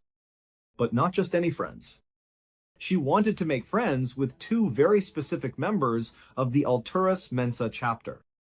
And they were Diana Carr, who had no relationship to Pi Carr or his family, and Diana's husband, whose name was George Treppel. Diana was a very successful orthopedic surgeon who had her own practice in Alturas, Florida. And George was this computer programmer who had more advanced degrees than you could count. And critically, Diana and George just so happened to live right next door to Peggy and Pi's house. Even though Sherry came on really strong right away to try to become friends with Deanna and George, neither of them were fazed. The couple just figured, here's a woman who's living by herself, she's moved to a brand new area, she's run away from an abusive husband. It's no wonder she wants friends. She probably just needs some support. And so Diana and George were happy to just become her friend. The same month that Sherry was accepted into the Alturas Mensa chapter, George and Diana happened to be chosen as the people responsible for coming up with the complicated scenario that the group would act out during their murder mystery weekend that month.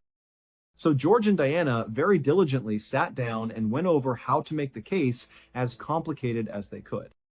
And George took on the responsibility of really focusing on exactly how the victim in their fake scenario would be killed, because he was really trying to make it as difficult as he possibly could. He was trying to find the perfect murder that would be nearly impossible to solve. And so he came up with this very elaborate murder scene, And then, between him and what his wife was creating, they put together this really intense and very complicated scenario that they were both very happy about.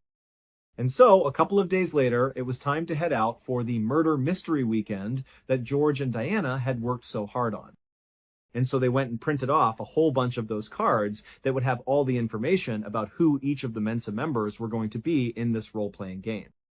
And there was some initial information about the murder that was committed, the so-called perfect crime that George had come up with. And so they printed all those cards out, they grabbed their costumes, they packed their stuff up, they hopped in the car, and they drove to the nearby inn where they met up with the rest of the Mensa members, which included Sherry. So they get to this inn, everybody checks in, and then afterwards, they all meet up in the lobby where George and Diana hand out their cards that have the information about the role-playing game. And so everybody's reading it and figuring out what they're going to do with their character. And everyone's also looking at the so-called perfect crime that George had come up with that he was also very proud about. And he was kind of boasting to the audience about how difficult this weekend was going to be. He really came up with the perfect crime. And so as all the members are reading their cards, Sherry would see the murder weapon used in this game, and she would become fascinated with it. She would make a point of going over to George and asking him lots and lots of questions about how he came up with this particular choice of a murder weapon and what actually happens when this is used on a person, not just in the game, but in real life. It was like Sherry had become obsessed with this exact form of murder. She was so interested in it. And George, he was immediately aware that Sherry was kind of unnaturally interested in exactly how he had come up with the scheme.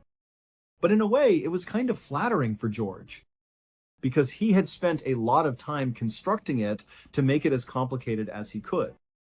And so he indulged Sherry, and he sat there and told her everything about this particular weapon and what it does to the human body and, how you can get it and what the history of this weapon was. And the whole time, Sherry is just totally locked in. I mean, she's really focused on this particular style of murder.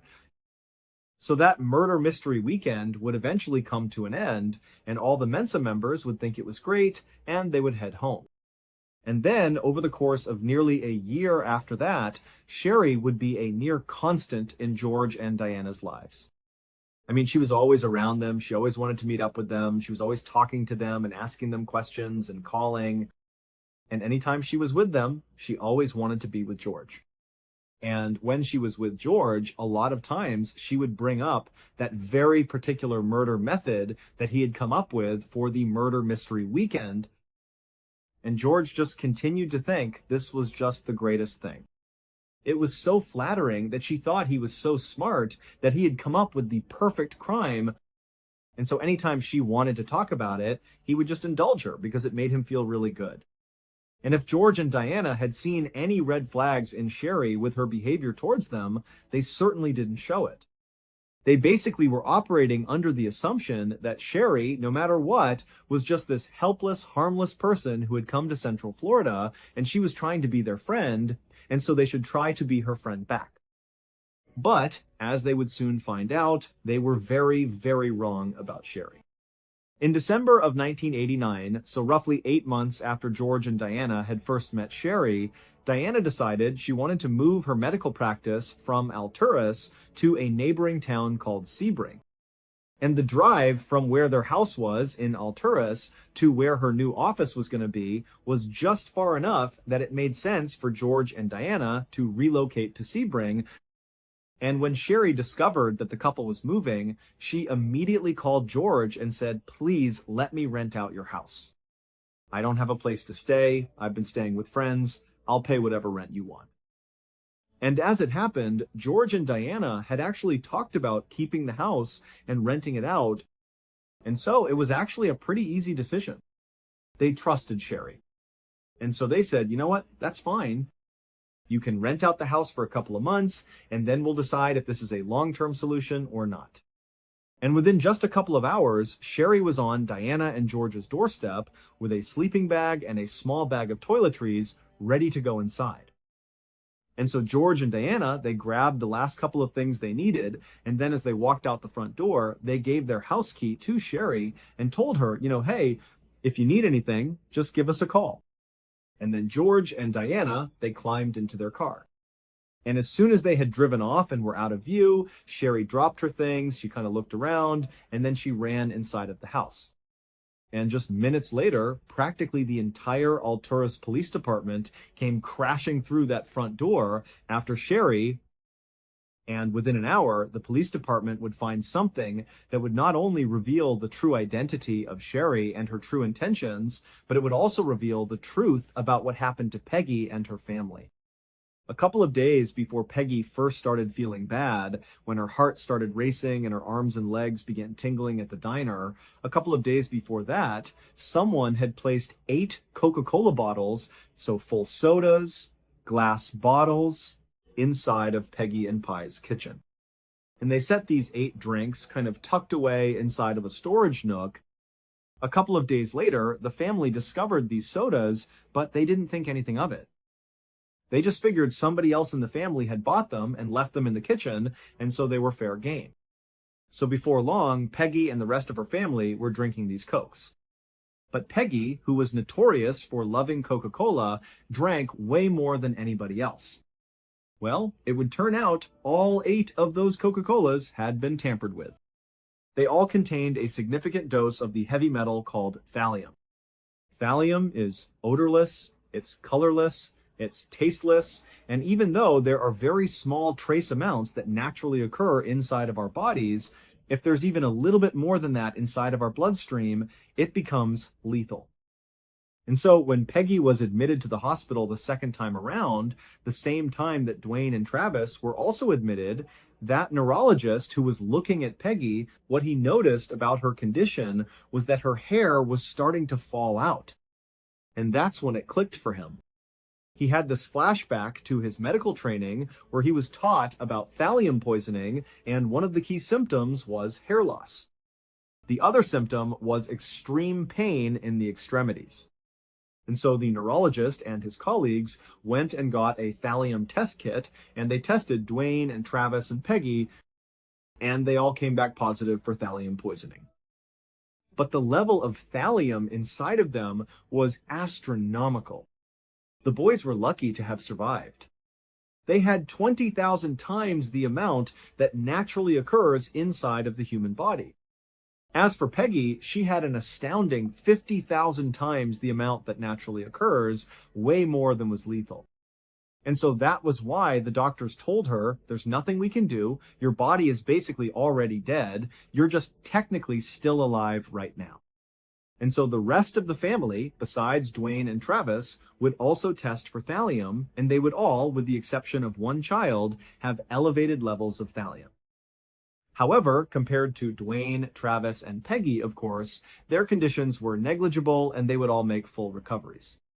And so the doctors realized fairly early on that this family had been poisoned. And so they contacted the police, who launched an investigation. And right away, their primary suspect was Pi. He and Peggy had been fighting extensively before she fell ill. He also had that kind of abrupt hunting trip that lined up with the day Peggy started feeling sick. And so they're thinking, okay, well, did that have something to do with how he planted the thallium? And then also, there was the fact that Pi worked at the phosphate mining company and so had access to fairly rare chemicals. However, upon closer inspection, Pi did not have access to thallium specifically. Thallium is incredibly rare and very expensive.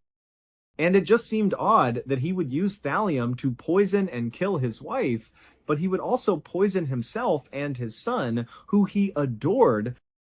It just didn't really add up. And so Pi would get ruled out as a suspect fairly quickly. But during one of his last interrogations, he would give the police something he didn't think was very valuable, but it wound up being very significant. He would say that 3 months before Peggy got sick, their family received a death threat. He opened the mail one day, and there was this typed out note that said their family needed to leave Florida in the next 2 weeks or they were all going to die. But Pi thought it was some stupid teenage prank, and so he didn't think anything of it. And then when 2 weeks went by and they weren't dead, he just kind of forgot about it. And so after the police had ruled Pi out as a suspect, they didn't know where to turn. They had no other suspects. And so they just began focusing on who might have written this note. And that's where Sherry comes in. Sherry Gwynn was not a Texas transplant who had come to Central Florida to run away from her abusive husband. Sherry Gwynn wasn't even her real name. Her real name was Susan Gorick, and she had lived in Central Florida for most of her life. Susan was very smart, but she certainly was not Mensa-level genius smart. And so almost certainly her paperwork that got her into the Alturas Mensa chapter was forged. Susan also had absolutely no interest in becoming real friends with Diana and George. The only reason she was pretending to be their friend and wanting to be around them all the time is because she was studying them. Because Susan was actually an undercover police officer.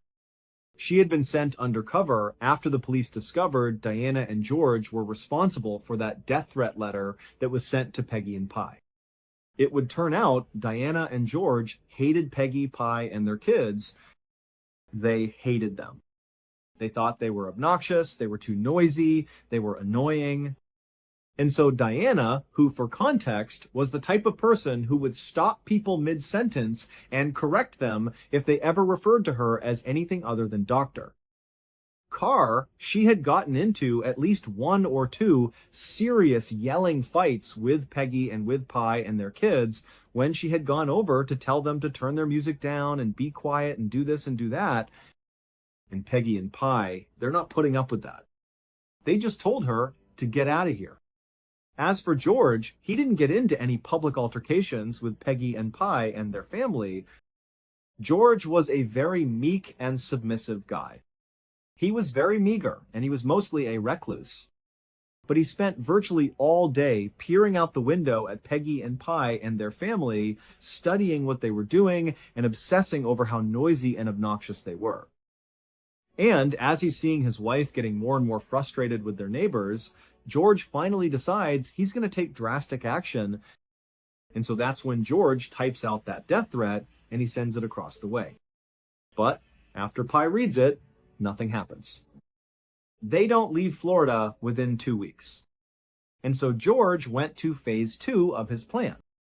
George had actually spent time in a federal prison in the 1970s for cooking meth.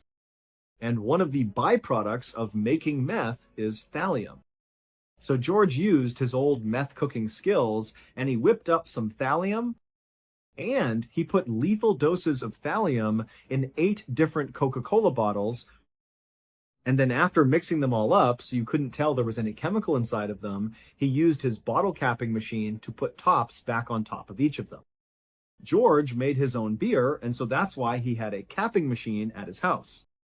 And so, with his 8 deadly drinks, all prepared, looking like brand new Coca-Colas, George waited until Peggy and Pi and her family were out of their house, and then he snuck over and he walked into their kitchen and he placed these Coca-Colas right down on a kitchen counter and he slid them into a storage nook, and then he left the house.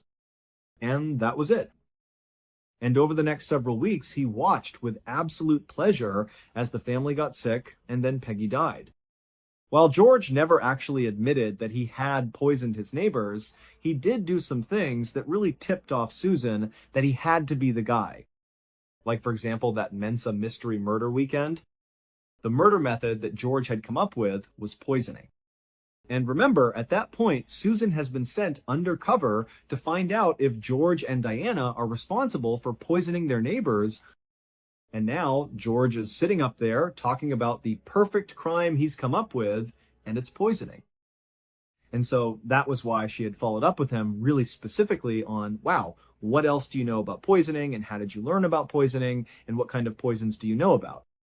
And over the following months, even though Susan never got George to actually admit to her when she was undercover recording him that he was the poisoner, she did completely earn his trust.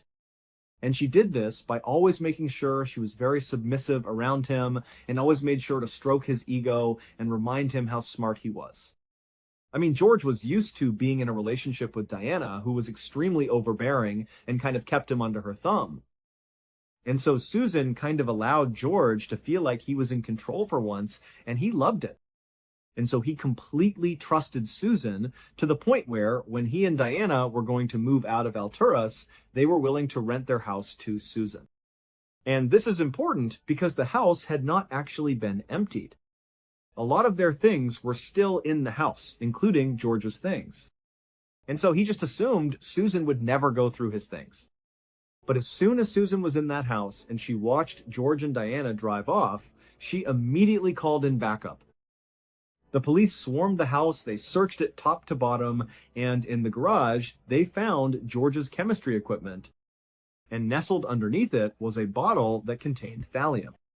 George would be found guilty of first-degree murder, as well as attempted murder on the rest of Peggy's family, and he would be sentenced to death. As of this episode, he is still alive, and he is still on death row. As for his wife Diana, who many people believe must have had something to do with the poisoning, or must have at least known it was happening, was never actually charged with anything. And so she would eventually divorce George and move on with her life and remarry. Some cases end with answers. Others end with more questions than anyone can ever fully explain. If you enjoyed this episode, drop your thoughts in the comments below. And don't forget, you can find more true crime stories like this in the playlist waiting for you right now. See you in the next story. In the year 2025, on June 29th, a woman by the name of June Baxter, who was 83 years old at the time, made her way slowly down the hallway of her simple home in Attleborough, which is a small town located in the eastern region of England. Her passing occurred at approximately 8:20 in the morning, according to the exact time. She suffered from a number of medical conditions that caused her to be rather fragile. As a result of these conditions, she was required to keep one hand on the wall in order to maintain her balance or stability while she was walking. For her to be able to walk, this was an essential requirement. Despite the difficulties she faced on a physical level, June placed a larger focus on her independence than she did on anything else. This was the case regardless of the circumstances. This was something that she was extremely excited to continue doing, despite the fact that her family believed that she was taking a little bit of a risk by continuing to live on her own in her own house. She was really eager to continue having this experience. During the time when June, her husband, and their cherished little puppy were all living in this house together, there was a period of time when they were all living there together. It was a pattern that was comfortable, there was a lot of life going on, and the house was full of people going about their everyday lives. From the flip side of the coin, it is important to note that her spouse had been diagnosed with a serious illness around 7 years before to this event. Because his illness required a big amount of care and attention, June and he were forced to make the painful decision of entrusting their dog to their granddaughter during this period of time. This decision was made because of the fact that his condition required a significant amount of care and attention. To put it another way, they were not able to successfully manage the responsibility of taking care of a pet while simultaneously monitoring his health. In spite of the fact that it was a particularly sad day, they arrived at the conclusion that it was the most prudent choice. June's husband passed away almost soon after that, and the house was suddenly filled with an awful sense of emptiness. June's spouse had been dying for quite some time. Only she was the only one who was by herself. On the other hand, the fact that she was within the confines of the house by herself did not necessarily imply that she was completely cut off from the rest of the world. The woman who had taken in her dog was not only her granddaughter, but also her grandchild, and she lived in close proximity to her the entire time.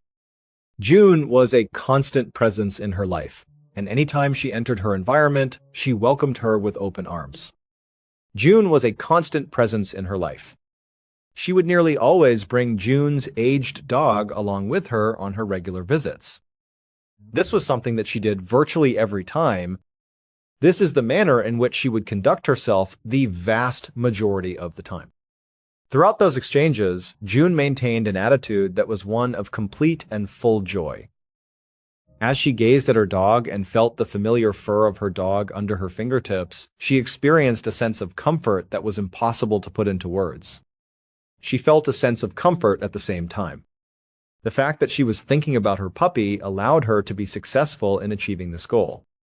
Not only did June's granddaughter provide her happiness, but she also went out of her way to save her in a number of different ways. June cherished her grandchild above all else in the world. In no way, shape, or form did she ever find herself in a situation in which she was unable to offer June support with the practical duties that had become rather challenging for her. She would be responsible for performing the weekly grocery shopping, picking up her prescriptions, and picking up her meds from the pharmacy, in addition to transporting her to and from each of her doctor's appointments. In addition, she would be responsible for taking her to and from hospital appointments. Her granddaughter had made it abundantly clear on multiple occasions that all June needed to do was call, and she would be there instantly without any questions being asked. This was the only thing that June needed to do. June simply needed to provide this one command in order to complete the task. June, who had a personality that was fiercely independent, made every attempt to avoid imposing an excessive amount of dependence on her granddaughter. This was despite the fact that June had a personality that was fiercely independent. By any stretch of the imagination, she had no intention of being a burden to anyone.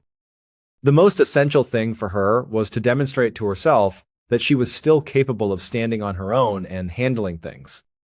She was mostly driven by this motivation. Something that she could look back on with a great deal of pride was the moment in question.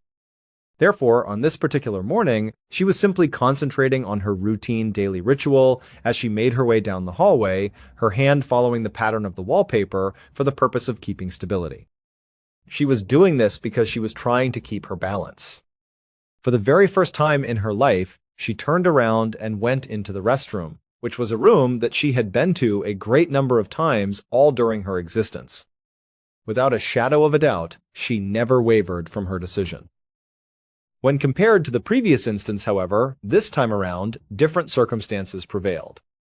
The moment her foot made contact with the cool tile floor, it slipped out from beneath her and she fell to the ground. The occurrence took place precisely at that precise instant. There was no opportunity to take advantage of anything that was accessible at this time, and it was not possible to provide a response at this moment in time. As she was falling, the sharp corner of the toilet counter made a forceful contact with the side of her leg, which caused her to sustain major injuries. A major injury was sustained by her as a result of this act. As a consequence of this, she began to fall more and further into the depression. The guy experienced pain that was both instantaneous and terrible right away. Even though she let out a scream, the sound was muffled by the walls of her house, which were completely barren of any residents. Despite this, she was able to hear the sound. It was nearly impossible for anyone to pick up on her voice. Only when she looked down did she notice that a lengthy cut on her leg was beginning to flow the first few droplets of blood. She was surprised to find out that the cut was bleeding. Following a little amount of time, the first sensations of shock and pain were rapidly replaced by a cold surge of anxiety brought on by the unknown. Indeed, this was the conclusion. It was the same situation that she had always been concerned about, the one that her family had cautioned her about when she was younger, and it was the same situation that she was now confronted with. When she was by herself and there was no one to assist her, she took a significant amount of harm and suffered a great deal of pain. However, she was also hurt. Despite the fact that she had always insisted on living by herself, she had never really given much thought to what she would do in the case of a significant emergency. She had never really given much thought to what she would do either. What she would do was something that she had never really given much thought to before.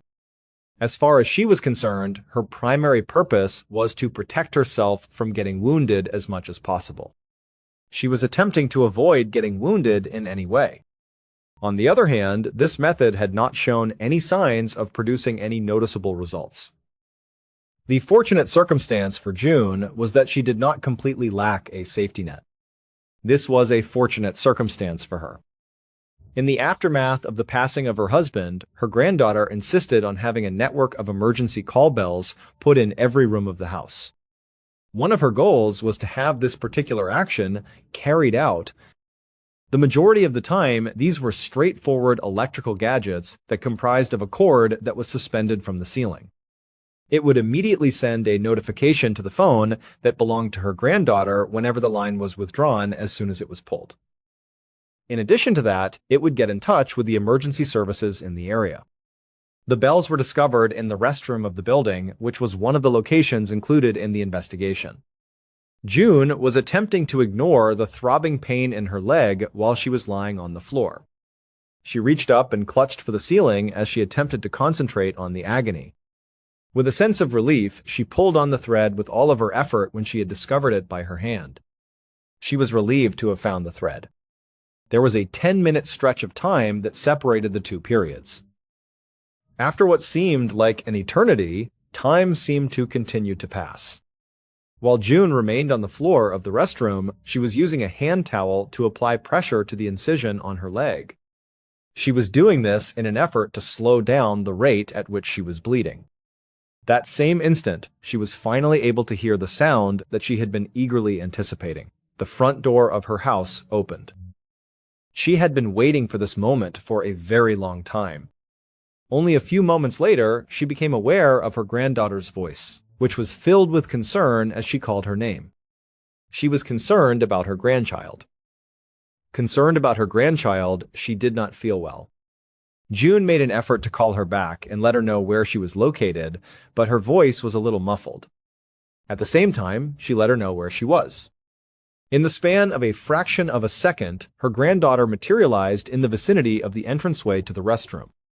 In addition to this, June's senior dog was following her around and walking directly behind her, pushing past her legs as she went about her regular chores. During the time that June was lying on the ground, both of them were able to see the blood that was on her face as well as the expression of misery that was on her face. It would have been impossible to ignore the worry that her granddaughter was expressing with her words. At the time that she was given the warning, she could not have possibly thought that the cut would be as severe as it actually was.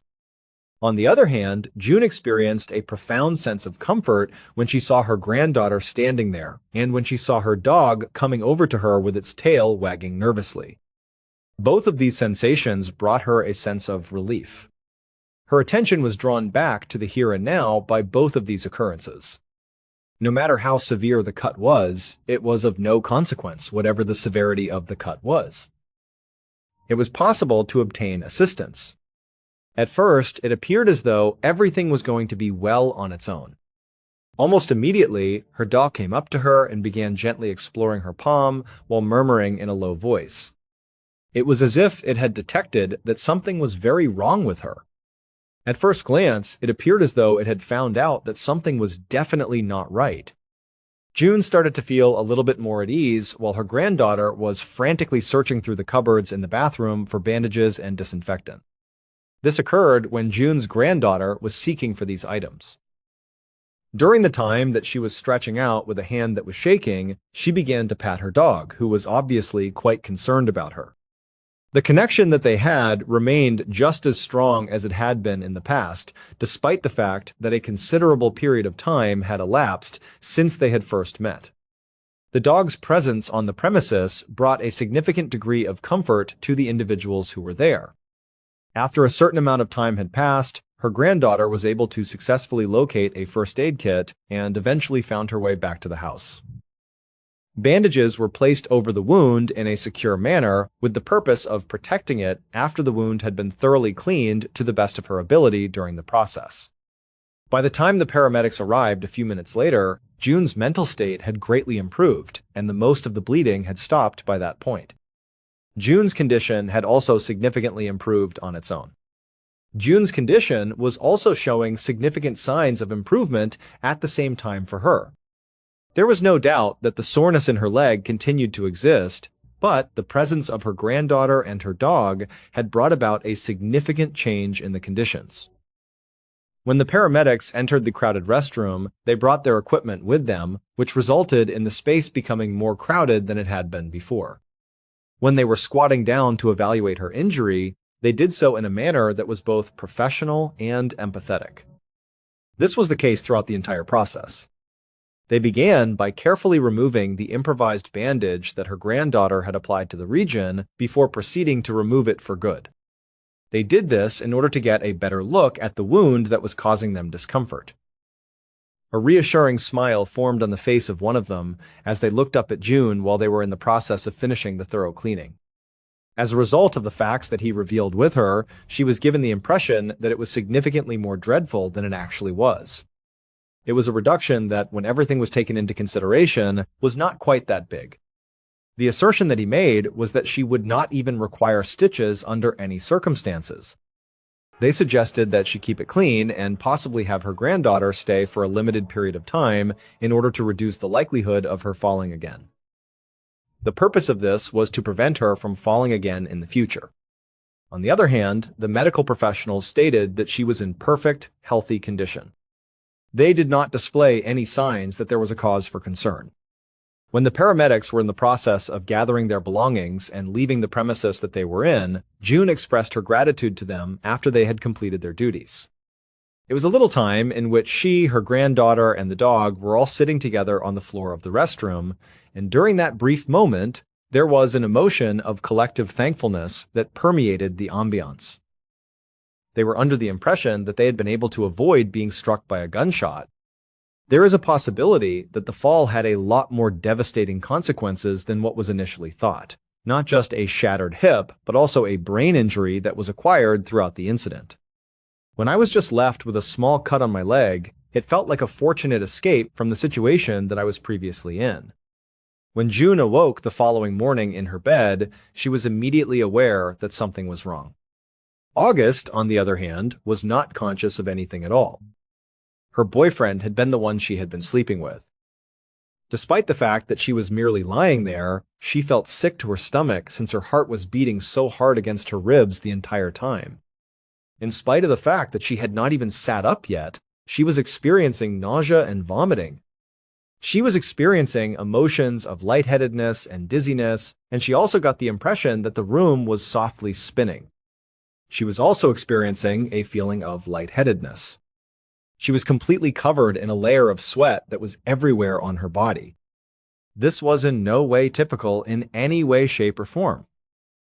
A horrific experience for everyone involved was the fact that this had never happened before in the history of the world. Her granddaughter had remained at the spot for a few hours after the paramedics had left the previous day, after they had left the scene. During the time that they were having their conversation, they performed a number of things, including drinking tea, making sure that June was comfortable, and making sure that everything she required was within easy reach. Despite June's assurance that she was in good condition, her granddaughter eventually left, promising to call with an update in the morning. June told her granddaughter that she was all right. The granddaughter of June had assured her that she would call with one. June had experienced some discomfort in the area surrounding the cut on her leg that evening, which was to be expected. However, it did not appear to be a significant illness. June's leg had been cut. A cut had been made in June's leg. As she began to drift off to sleep, she was left with the impression that she had been extremely fortunate throughout the course of the day. However, at this point, which was probably 12 hours later, something was going on inside her body that was extremely, extremely wrong. This was the case. June was unable to determine with absolute certainty whether or not the cut that was on her thigh was connected to the new and concerning symptoms that she was experiencing. June was having these symptoms. As far as I can tell, this is the situation. As far as the paramedics are concerned, the event was not a particularly serious one. On the other hand, the severity of what she was going through, in conjunction with the sensation that her body was moving in the wrong direction, caused her to make the decision that she would absolutely not take any chances. Within the context of this particular situation, she did not pull the emergency cord that was available to her. She extended her hand to the phone that was put on the table next to her bed and dialed the number for an ambulance in order to have her transported to the hospital.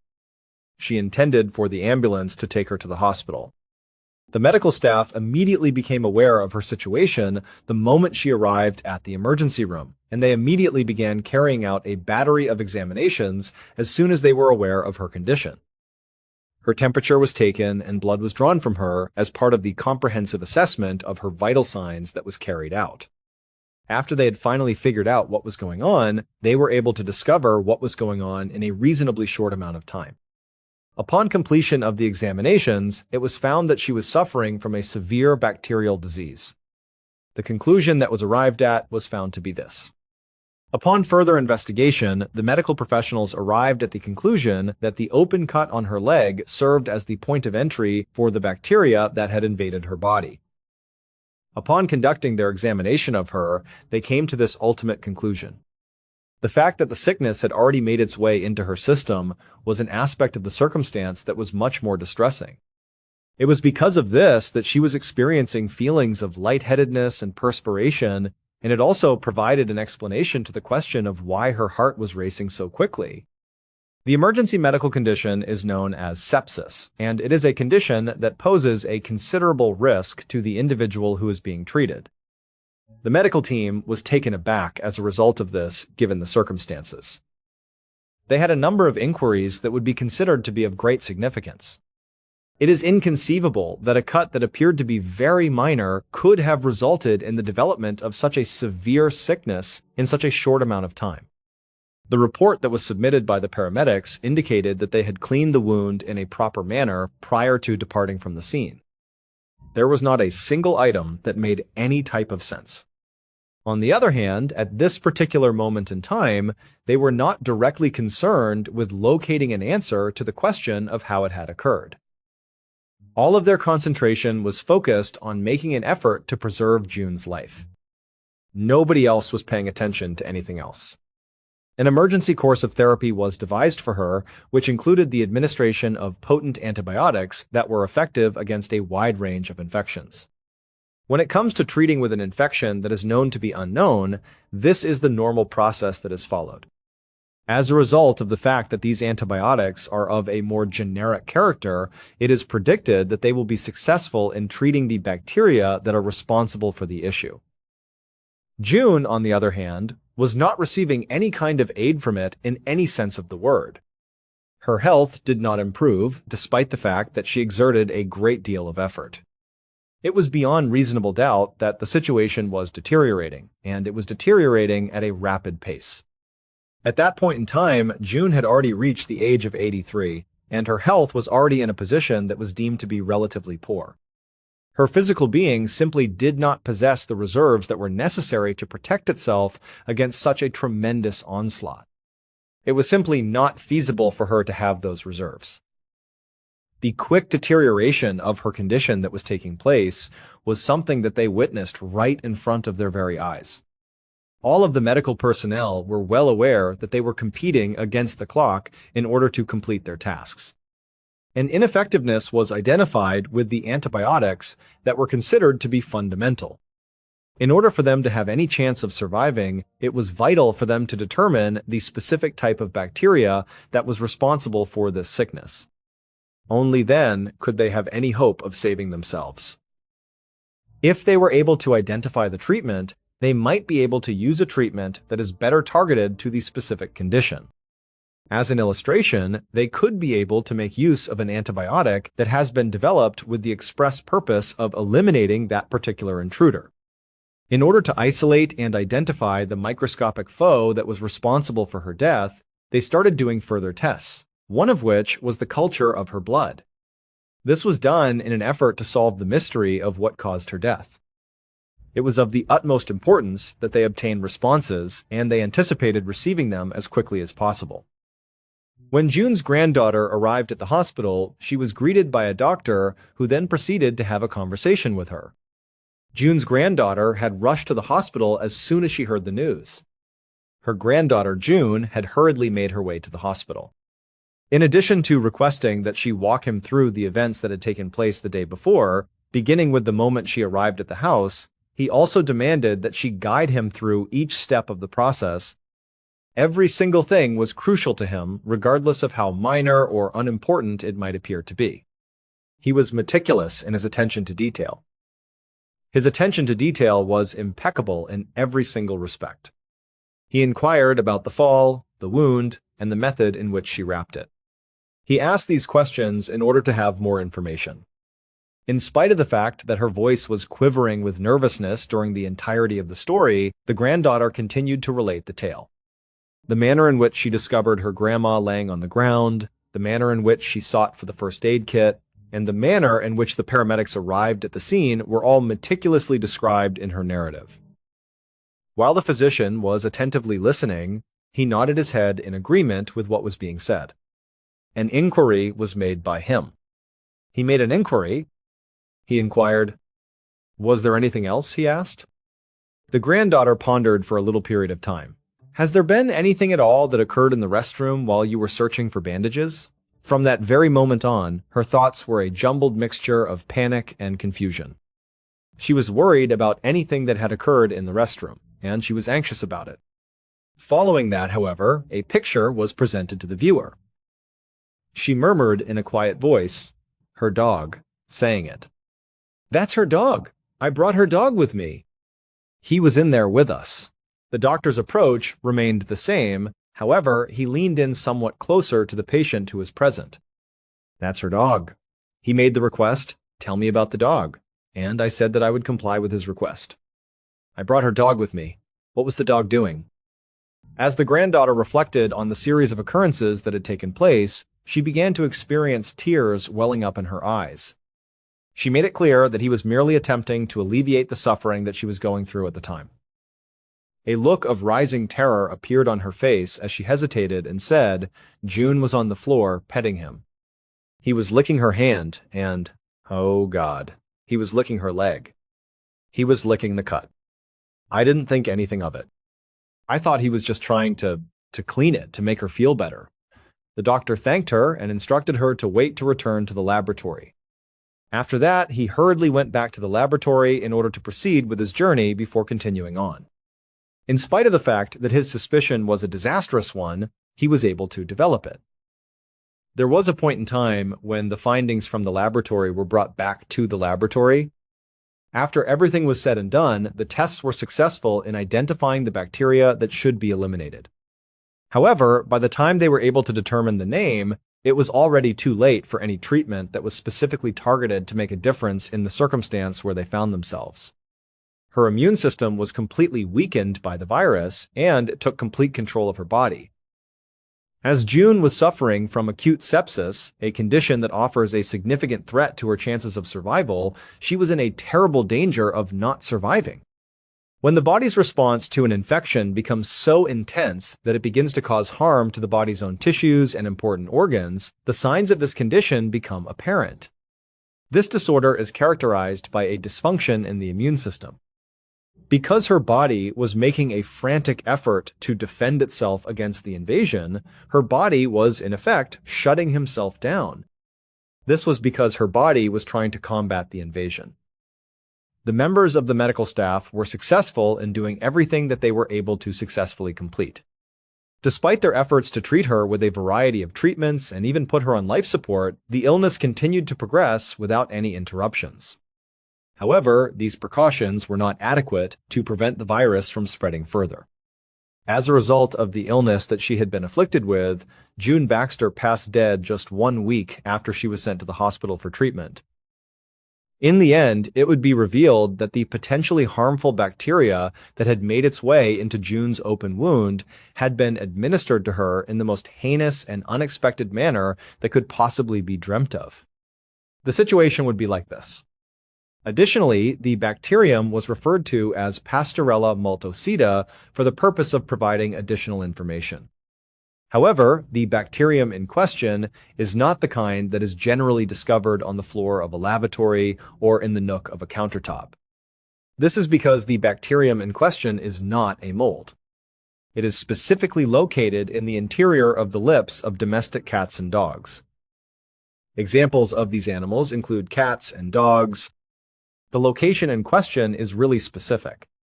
During the time that June was waiting for her granddaughter to locate bandages, her cherished and elderly dog was behaving in the same manner that it had always done.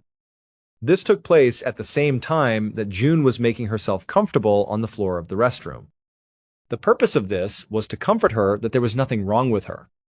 It was able to convey its feelings of compassion and concern for the people who were in its close area by utilizing the only means that were accessible to it.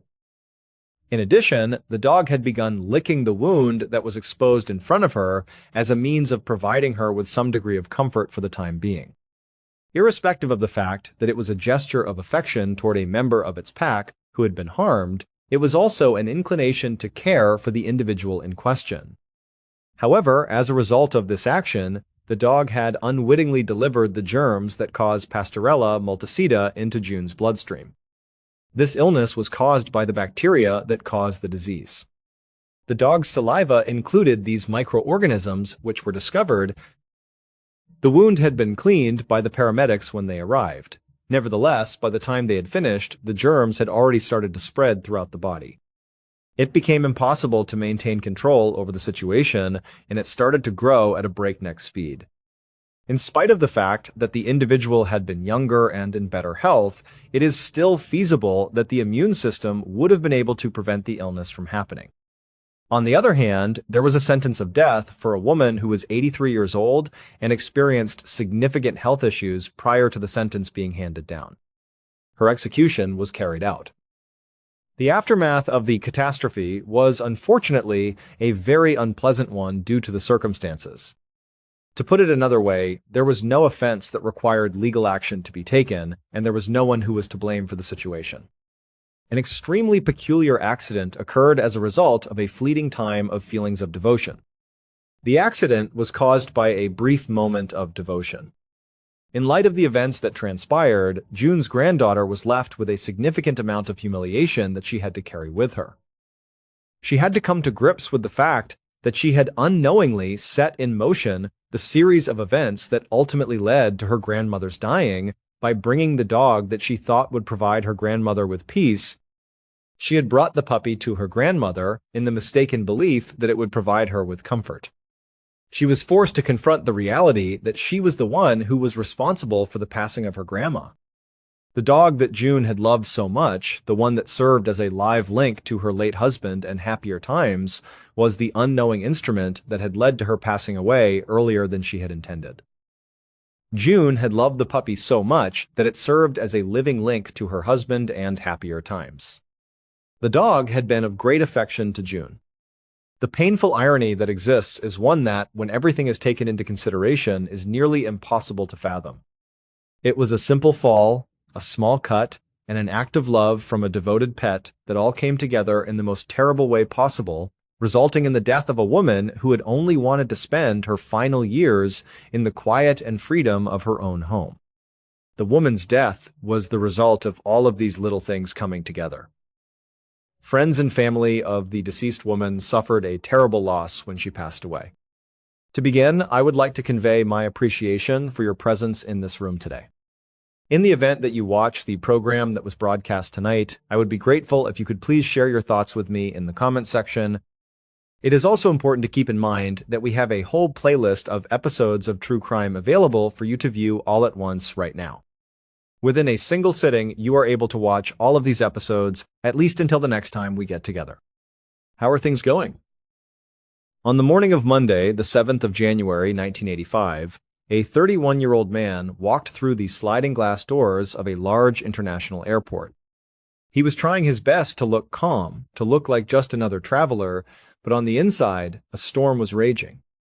His heart was hammering against his ribs so hard he was sure the people around him could hear it. His palms were slick with sweat, making it difficult to keep a firm grip on the handles of the heavy, tangent-colored suitcase he was pulling alongside him. Every few steps, he had to stop, wipe his hands on his pants, and readjust his grip. He was nervous because he was at a crossroads, about to do something that felt both absolutely right and horribly wrong at the same time. On one hand, this trip was the culmination of months of dreaming, of planning. It was meant to be the first day of a brand new, wonderful life. A life he had envisioned down to the smallest detail. He hadn't packed much for himself, just a few changes of clothes, some toiletries. But he did have one very important personal item tucked away in his carry-on bag. It was a small, bound book filled with photographs, pictures that showed the single most important thing in his world. And that most important thing, that person, was supposed to be waiting for him in America, but on the other hand, a wave of pure terror kept washing over him. Before he could even begin to think about that new life, he had to get through this airport. He had a monumental problem to solve, and that problem was sitting right inside of the very heavy suitcase he was struggling with. He needed to get that suitcase onto his flight, a nearly 11-hour journey to California, without a single person looking inside of it. If anyone opened it, his life wasn't just starting over, it was over. And so, standing there in the bustling terminal, surrounded by the sounds of rolling luggage and announcements over the intercom, the man took a deep, shaky breath. He tightened his grip on the suitcase, handles one more time, and started walking towards the ticketing area. His plan was simple, at least on paper. He would walk up to the counter, hand over his passport and ticket, and check his bag. Then he would get on the plane. And when he landed in California, he would walk to the baggage carousel, retrieve his luggage, and everything would be okay. The nightmare would be over, and the dream could begin.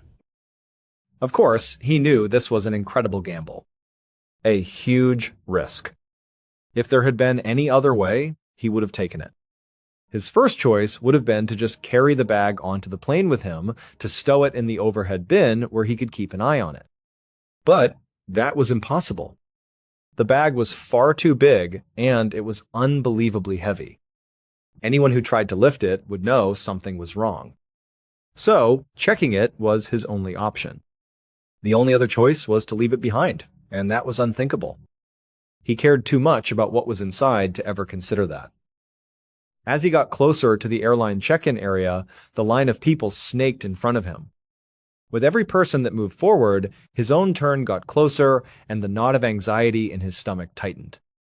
He was starting to feel physically ill, a cold sweat breaking out on his forehead. He thought about turning around, about just walking out of the airport and giving up, but he couldn't.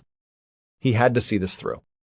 By the time he finally reached the front of the line, he felt dizzy, but he forced himself to stand straight. He walked up to the counter for Lufthansa Airlines, trying to arrange his face into a pleasant, neutral expression. The employee behind the counter, a cheerful-looking man, greeted him with a smile.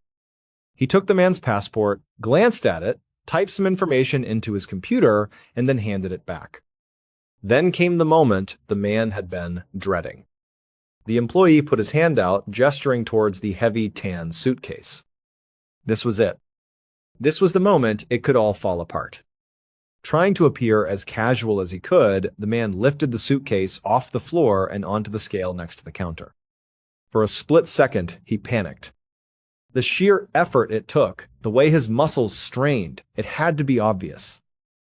He was sure the employee would look at the weight on the scale, look at him, and immediately demand he open the bag. If that happened, he knew he was finished. He would be arrested on the spot. But the employee didn't seem to notice. Or if he did, he didn't care. He just grunted a little as he slid the heavy suitcase off the scale and over to the conveyor belt behind the counter. The nervous man watched, his eyes glued to the bag as the employee heaved it onto the moving belt. He kept his gaze locked on that suitcase as it rolled away from him, getting smaller and smaller until it finally disappeared through a pair of black rubber flaps at the far end of the belt.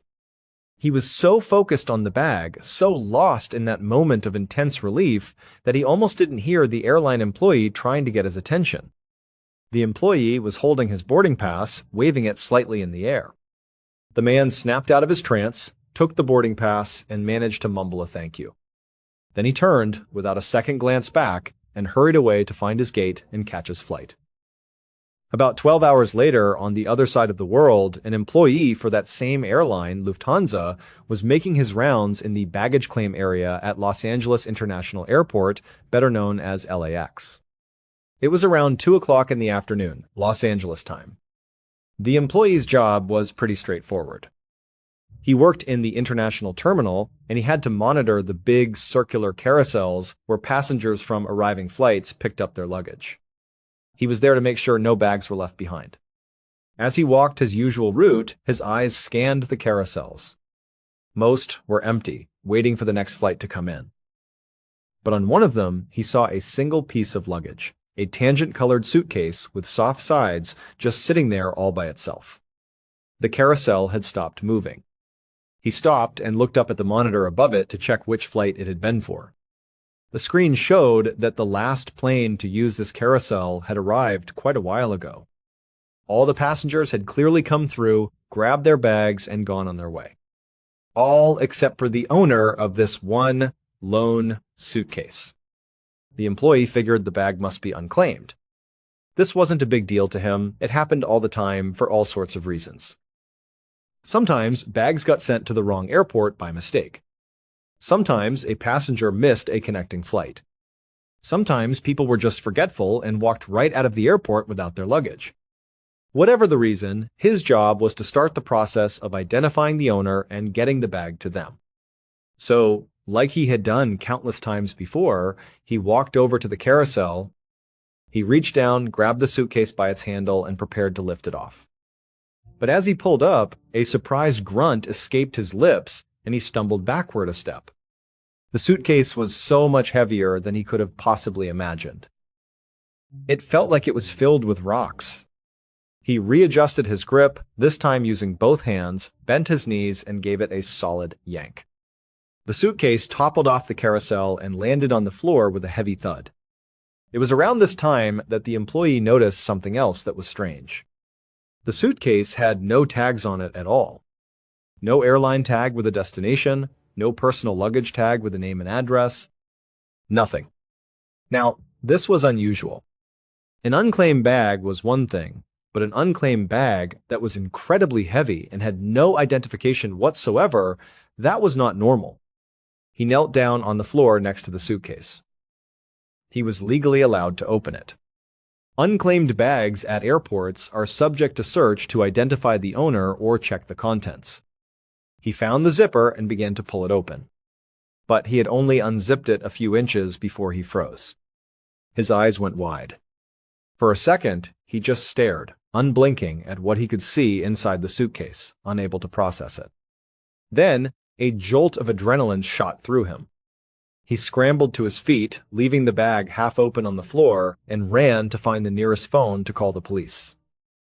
A little less than 2 hours later, at about 3:45 in the afternoon, Detective Don Ravens of the Los Angeles Police Department's Pacific Division stood in that same baggage area at LAX.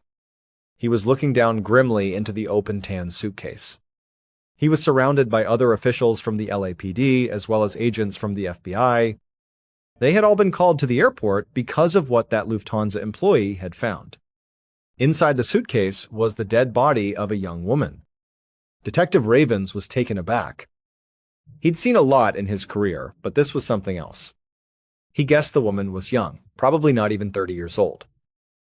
Looking at her features, her dark hair, he thought she might be from an Asian or a Latin American country, but that was just a guess. It was as far as he could get, since she had no identification on her and there were no tags on the bag. There were also no obvious wounds on her body, no signs of a stabbing or a gunshot. He couldn't immediately tell how she had died. Ravens spent the next hour or so speaking to airline and airport employees. He also spoke with agents from Customs, the government agency in charge of inspecting bags coming into the country. One of the biggest questions on his mind was how a suitcase with a body inside it had managed to clear customs without being detected. But a customs agent explained that they didn't actually open every single suitcase that came through. They used X-ray machines and sometimes dogs, but physical searches were random or based on suspicion. This meant that whoever had checked this bag had taken a colossal risk. At any point, the bag could have been flagged for a search, and the body would have been discovered instantly. This suggested a level of desperation, maybe even recklessness, on the part of the person who did this, but it seemed their risk had paid off, at least initially. The bag had made it all the way to California. Despite that, Ravens didn't have much to go on. His victim was a Jane Doe, with no name and no past. He knew she could be from anywhere in the world, despite his initial hunch. And because LAX was a major international hub, the person who put her in that suitcase could now also be anywhere in the world. They could have gotten on another flight and disappeared. Once Detective Ravens and the other investigators finished their preliminary examination of the scene, they didn't remove the body from the suitcase. They had the entire suitcase, with the body still inside, carefully transported to the coroner's office. Ravens hoped that an autopsy would turn up some kind of evidence, anything that could tell them who this poor woman was and what had happened to her. The next day, Tuesday, Ravens sat at his desk and opened the manila folder that had been delivered from the coroner's office. Inside was the autopsy report for his Jane Doe. As he began to read it, a sick feeling washed over him. The cold, clinical language of the report described a horrible, torturous death. The coroner had found bruises all over the woman's body. The report specified that they were the kind of deep contusions you would get from repeated, heavy blows delivered over a period of at least several hours while she was still alive. It looked like she had been brutally beaten, and her eventual cause of death was listed as suffocation. This meant one of two things. Either she was suffocated first and then put into the suitcase, or she had been put in the suitcase alive and had suffocated inside of it, trapped. Ravens put the report down and leaned back in his chair, trying to process what he had just learned. The autopsy confirmed that this young woman had died a brutal, awful death. But it hadn't brought him any closer to finding her identity.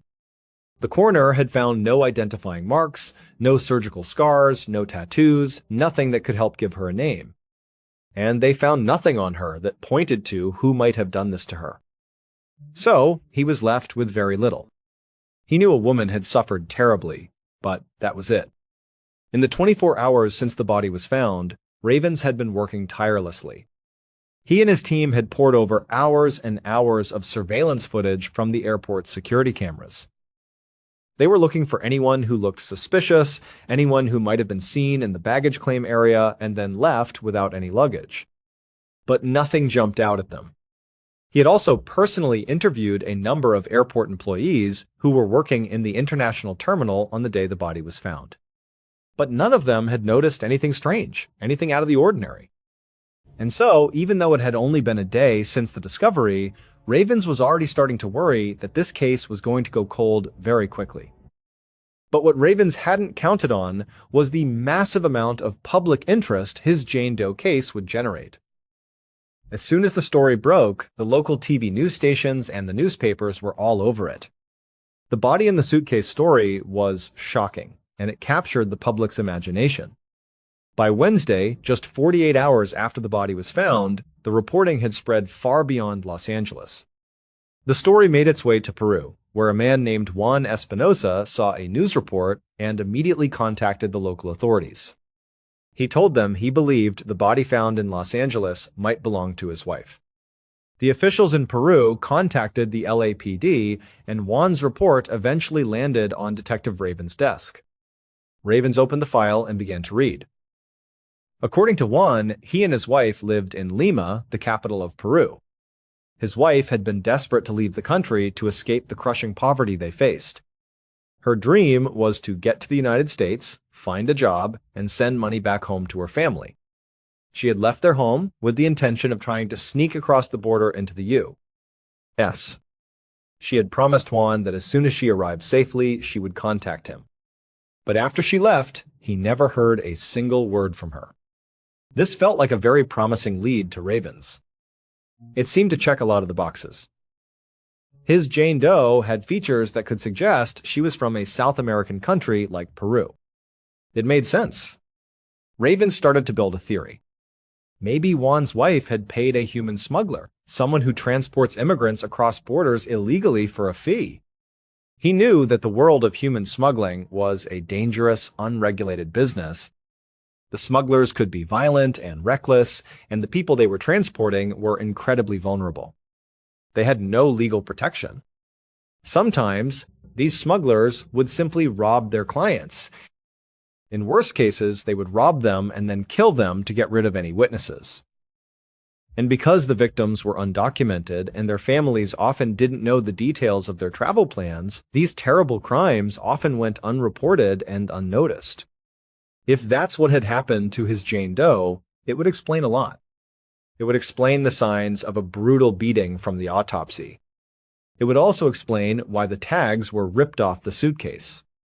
A smuggler who had just committed a murder would want to remove any form of identification from the body or the luggage that could possibly be traced back to them. Feeling a renewed sense of purpose, Ravens picked up his phone and called the LAX airport operations manager. He asked for the logs of any and all flights that had come from Peru to LAX on the day the body was found. But when he got the information back, he discovered a huge problem with his theory. There were no flights from Peru that day. Not a single one. He checked again. The only international flights that had used the specific luggage carousel where the body was found were from 3 cities: Seoul, Korea, Tokyo, Japan, and Frankfurt, Germany. He even checked to see if there were any flights that had originated in Peru and had a layover in one of those 3 countries. There were none.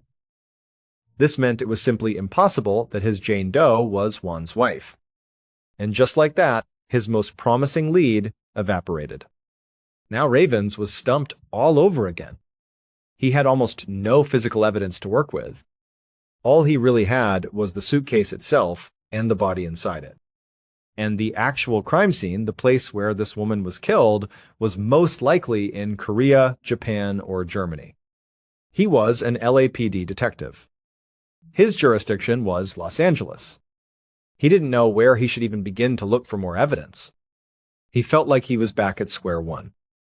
But then, as he sat at his desk staring at the case file, he got an idea. Detective Ravens stood up and walked down the hall to the department's evidence room. He put on a pair of disposable latex gloves. He found the cardboard box that contained the evidence from the Jane Doe case and opened it up. There wasn't much inside. Just a few sealed plastic bags containing the jewelry and the clothing that had been found on the woman's body. All of it had already been examined by the forensics team for trace evidence like blood, hair, or fibers. But Ravens wasn't looking for blood or hair. One by one, he carefully lifted out each of the sealed bags. He looked at a small ring, a simple necklace. Then he got to her clothes. He pulled out the bag containing a blue sweater. He took the sweater out of the plastic and turned it over in his hands. He looked inside the neckband at the small white tag sewn into the fabric. And there he found exactly what he had been hoping for. A jolt of adrenaline shot through him. He felt he was onto something. He quickly reached back into the box and grabbed another plastic bag, this one with a pair of gray pants inside. He did the same thing, looking at the tag on the waistband. Then he opened a third bag with her blouse and checked the label inside that. Each time, his hunch was proven right.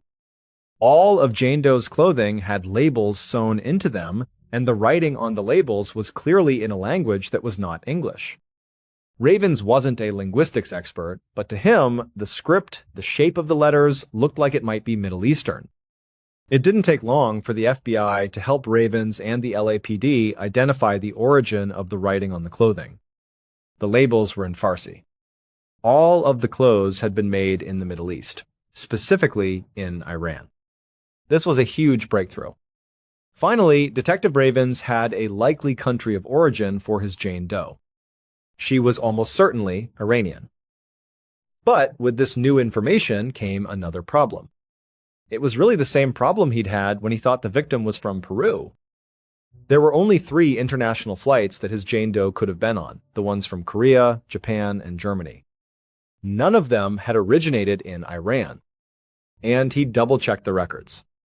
There were no connecting flights from Iran to any of those 3 cities that would have lined up with the arrival time at LAX that day. Ravens felt like he was going in circles. He decided he needed the public's help again.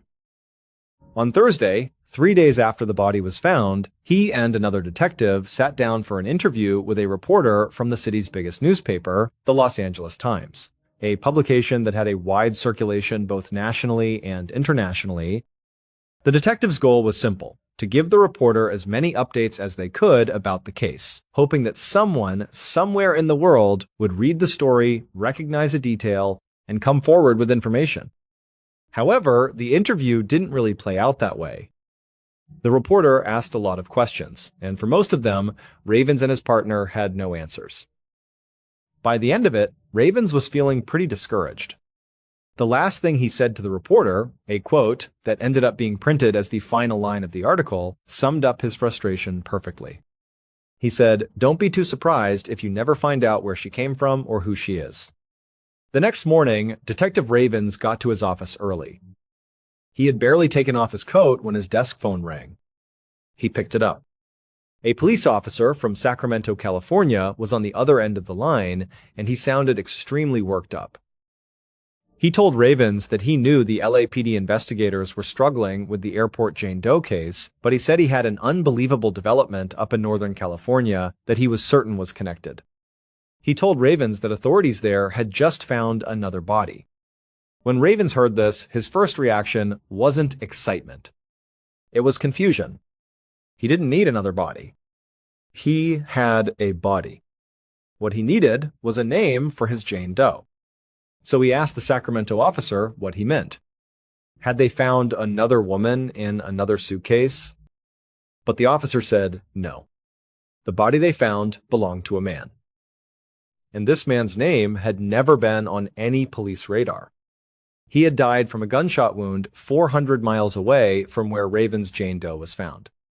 But, the officer insisted, the story they had uncovered behind this new body would almost certainly solve the Jane Doe case in Los Angeles. This is the story that the Sacramento officer told Detective Ravens over the phone. On the evening of Monday, January 7th, just a few hours after Jane Doe's body had been discovered at LAX, a man named Hadi had driven to the Sacramento airport. He was there to pick up his friend and roommate, a 31-year-old man named Mahmoud Ayazi. Hadi was excited to see Mahmoud, who had been away on a trip for a few weeks. They were good friends, and Hadi always enjoyed being around Mahmoud. He was normally a very optimistic, fun-loving person. But on this day, when Mahmoud got into Hadi's car, Hadi immediately knew something was wrong. His friend seemed withdrawn and quiet. He was clearly very upset about something. Hadi asked him what was wrong, if his trip had gone okay. But Mahmoud just shook his head and said he was just sick with the flu. But to Hadi, Mahmoud didn't look sick. He looked worried. He looked jittery and nervous. And as they started to drive away from the airport, Mahmoud kept looking out the windows, checking the rearview mirror, like he was afraid that someone was following them. When they got back to their apartment, Mahmoud went straight to his room and went to bed. And for the next 2 days, his behavior only got stranger and more paranoid. He asked Hadi to disconnect the phone in their apartment. He said he didn't want to see any of their mutual friends. He spent most of his time just looking out the windows of their apartment as if he was watching for someone. But whenever Hadi tried to ask him what was going on, what he was so worried about, Mahmoud refused to explain. Then, sometime before 6 o'clock on Thursday morning, 3 days after Hadi had picked him up from the airport, Hadi was woken up by a sound. He heard the front door of their apartment open and then click shut. It was way too early for either of them to be up and about. And they lived in a part of the city where break-ins weren't uncommon. So the sound of the door was enough to make Hadi get out of bed and go check things out. But when he got to the living room, he didn't find an intruder. He found Mahmoud, fully dressed, in the process of leaving the apartment. Hadi asked his friend where he was going so early. But Mahmoud just shook his head and said he was just going out for a bit. There was nothing Hadi could do to stop him, so he just watched his friend walk out the door. And then Hadi went back to bed. But as he lay there, he had this sick feeling in his stomach, a feeling that something terrible was about to happen. About 2 hours later, the Sacramento Police Department received a call. Someone had found a dead body in the driver's seat of a car in a nearby parking lot. When officers arrived, they found the body of a man who had clearly died from a self-inflicted gunshot wound. And on the passenger seat next to the body, they found 2 Iranian passports and 1 boarding pass for a Lufthansa Airlines flight. Instead of everyone. When the Sacramento police officer finished telling Detective Ravens this story, he said that he believed one of the 2 passports they found in that car belonged to Ravens' Jane Doe. He said he would send it down to Los Angeles that afternoon by courier so Ravens could make a positive identification. and when the passport arrived, Ravens opened the package with trembling hands. He looked at the photograph inside. And there she was. He was finally able to give his Jane Doe her name back. She was a 20-year-old Iranian woman named Katan Safawi. And after investigators searched Mahmoud Ayazi's apartment in Sacramento, they would find one more piece of evidence that would finally explain the whole tragic story of how Katan Safawi had ended up dead inside an abandoned tan suitcase at LAX. That piece of evidence was a small, bound book, and it was full of photographs. Back on the 7th of January, 1985, a deeply nervous Mahmoud Ayazi dropped off the tan suitcase at the international airport in Frankfurt, Germany. It was one of the 3 cities that had flights arriving at LAX that day that used the specific carousel where the body was found. Inside that suitcase was Katan. Mahmoud then boarded his Lufthansa flight to Los Angeles. His trip hadn't started in Frankfurt, though. It had started weeks earlier in his home country of Iran. He had traveled there for the happiest of reasons. His travel plans had gotten complicated on the way back, and he'd gotten stuck in Germany for several days, which only added to his stress.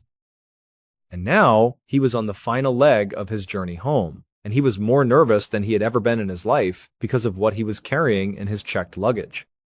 He had thought that once he successfully checked the suitcase and got on the plane, he would feel some relief. But as his flight took off from Frankfurt, his anxiety only grew worse. The flight was nearly 11 hours long. And for every single one of those hours, he sat in his seat, his mind racing. Every time the plane hit even the slightest bit of turbulence, he imagined the worst. He pictured the suitcases in the cargo hold shifting and crashing into each other. He wanted to scream. But finally, after what felt like an eternity, the flight landed at LAX. As soon as the plane taxied to the gate, Mahmoud was on his feet. He got off the plane as fast as he could and practically ran to the baggage claim area. He needed to get his suitcase and then get on his connecting flight to Sacramento. He stood by the carousel, his heart pounding, waiting for that tan suitcase to appear. When it finally did, he snatched it off the belt. But as soon as he lifted it, he felt a cold dread wash over him. Something felt wrong. With a shaking hand, he moved to a more secluded corner of the baggage claim area, laid the suitcase down, and unzipped it. And when he looked inside, a wave of grief and horror so powerful hit him that he almost collapsed right there on the floor. The trip that Mahmoud had been dreaming of for months, the journey he was now returning from, was a trip to his home country of Iran to marry the woman he loved, Katan. And now, lying still and lifeless inside that suitcase, was the dead body of his new wife. Mahmoud had been trying to smuggle her into America so they could start their new life together. After their wedding in Iran, they had traveled to Frankfurt. But when they got there, Katan had run into problems with her visa. German officials would not let her board the plane to the United States. Mahmoud and Katan spent days trying to fix the problem, pleading with officials, but it became clear that only Mahmoud, who had the proper paperwork, would be allowed to enter the U.S. Katan would have to stay behind. They were devastated. And in their desperation, they came up with a reckless plan. Katan willingly got inside that suitcase. Mahmoud hadn't murdered her, at least not intentionally. She hadn't been trafficked or kidnapped. She chose to get in that suitcase. Together, they decided that he would smuggle her in the cargo hold of the plane. That's how they would get her to the United States and be together. When he had checked the bag in Frankfurt, she had been alive. But during the long flight, in the dark, unpressurized, and unheated cargo hold, other heavy pieces of luggage must have shifted and fallen, piling on top of her suitcase. The repeated impacts and the immense weight had slowly crushed her to death.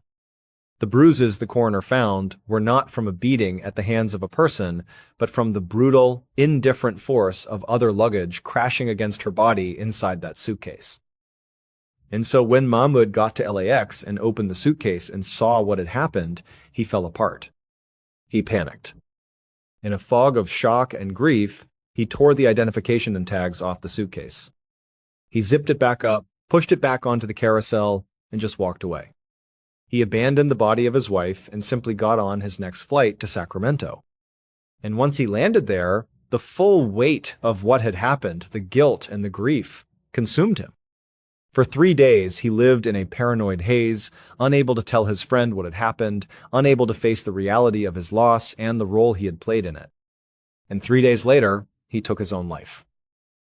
When the police in Sacramento searched Mahmoud's room, they found the little bound book full of photographs that he had so carefully packed for his trip. The photos were of his and Katan's wedding. Pictures of 2 young people, smiling and full of hope, on what should have been the beginning of their new life together. The following week, the bodies of both Mahmoud and Katan were sent back to Iran. They traveled the same route they had taken to get to Los Angeles, a long journey from California through Germany and back to their home. But this time, they traveled together.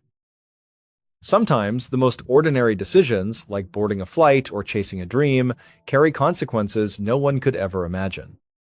Let me know what you thought of today's episode in the comments. And if you want more stories like this, there's a whole playlist waiting for you. Until next time. There's a quiet belief most of us carry without ever questioning it, that the world makes sense. That everything has a cause, an explanation waiting somewhere if we look hard enough. But every so often, a story appears that doesn't just challenge that belief, it destroys it. These aren't just strange accidents. These are moments where reality itself seems to fracture, where experienced men, people who knew the wilderness better than most, suddenly face something they couldn't explain, couldn't fight, and couldn't even see. Because the truth is, the natural world has never really belonged to us. We map it, name it, walk through it as if we're in control. But there are places, remote, silent, untouched, where that illusion falls apart. Places where the deeper you go, the more it feels like something else is watching, waiting. The 3 stories you're about to hear all begin in places that should feel familiar. A quiet forest. A frozen mountain. A remote campsite. Places people go to feel safe. But in each of these stories, that safety disappears.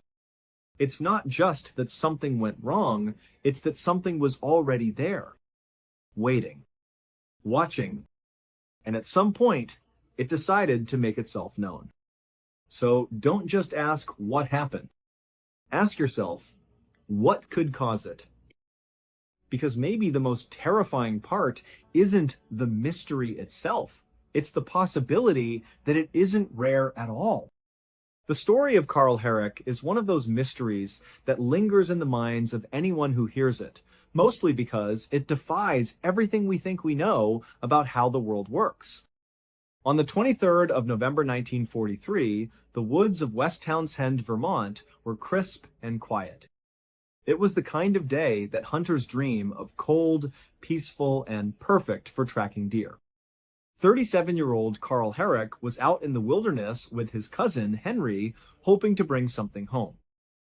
They knew the area well enough, but as the hours wore on and the sun began its slow descent, the 2 men somehow got separated. It was a common enough occurrence in the woods. You focus on the movement of a deer, the rustle of leaves, and suddenly the person you were walking with is no longer at your side.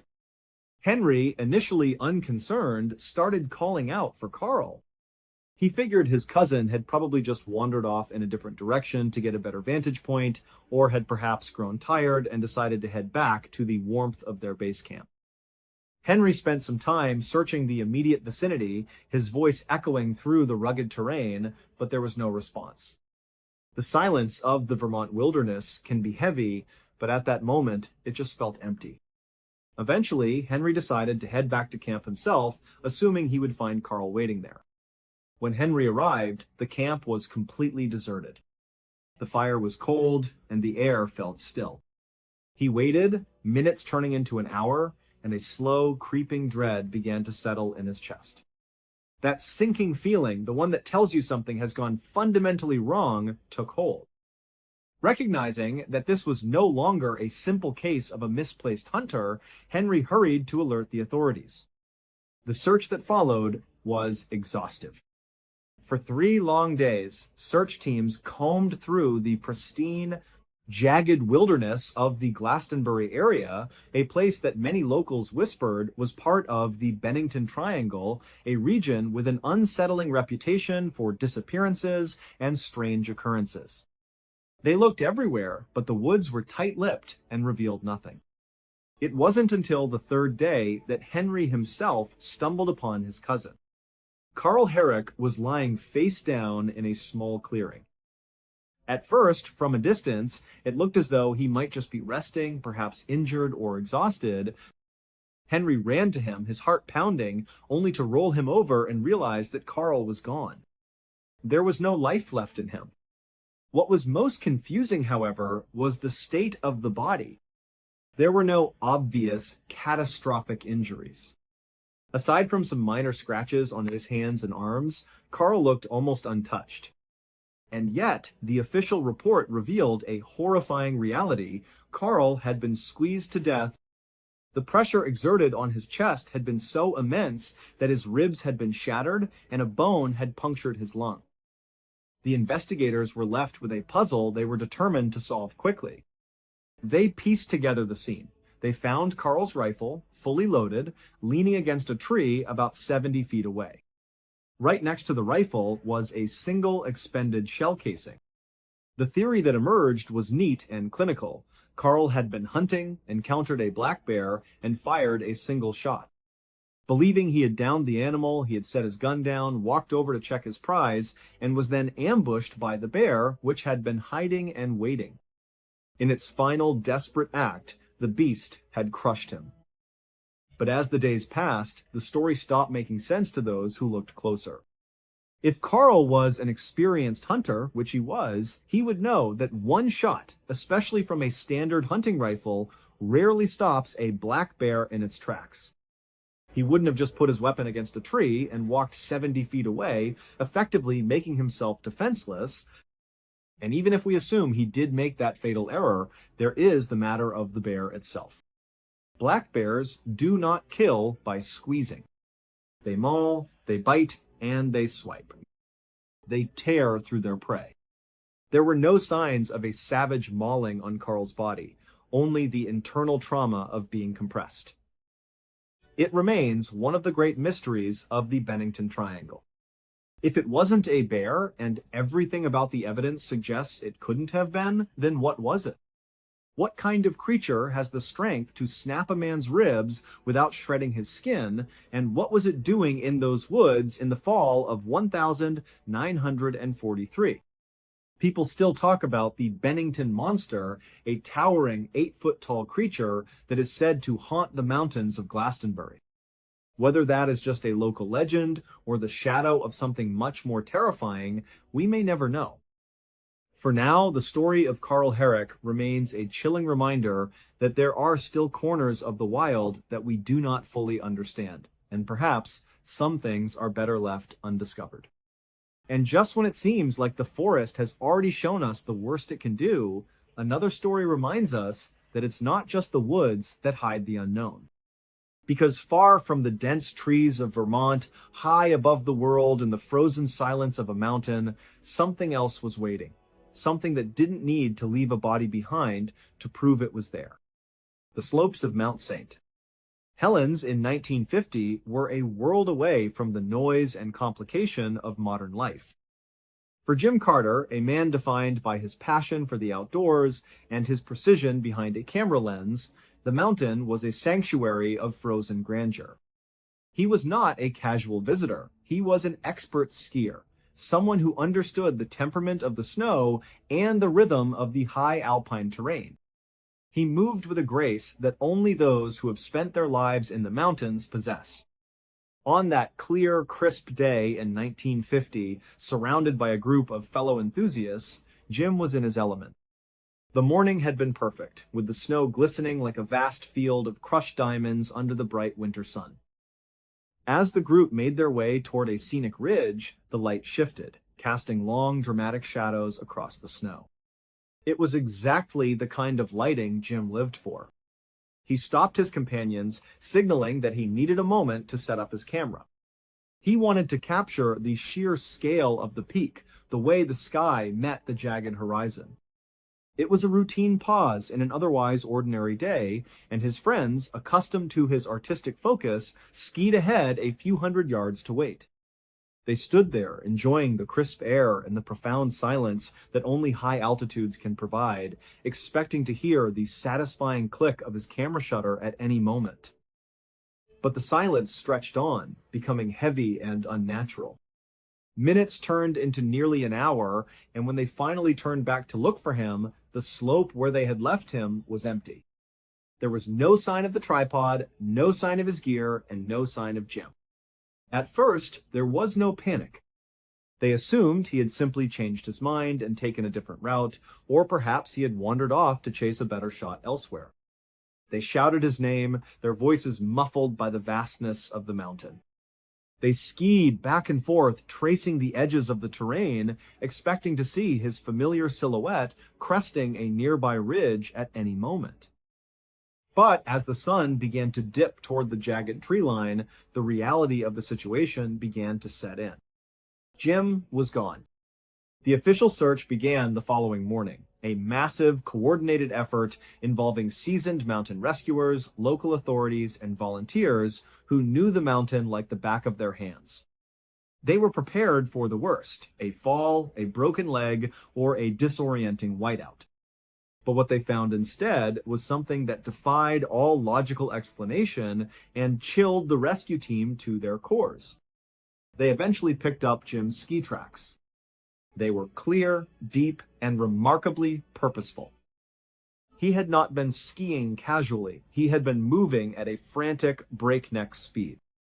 The trajectory was unmistakable. He had been traveling in a dead straight line, heading directly toward the notoriously dangerous, jagged expanse known as Ape Canyon.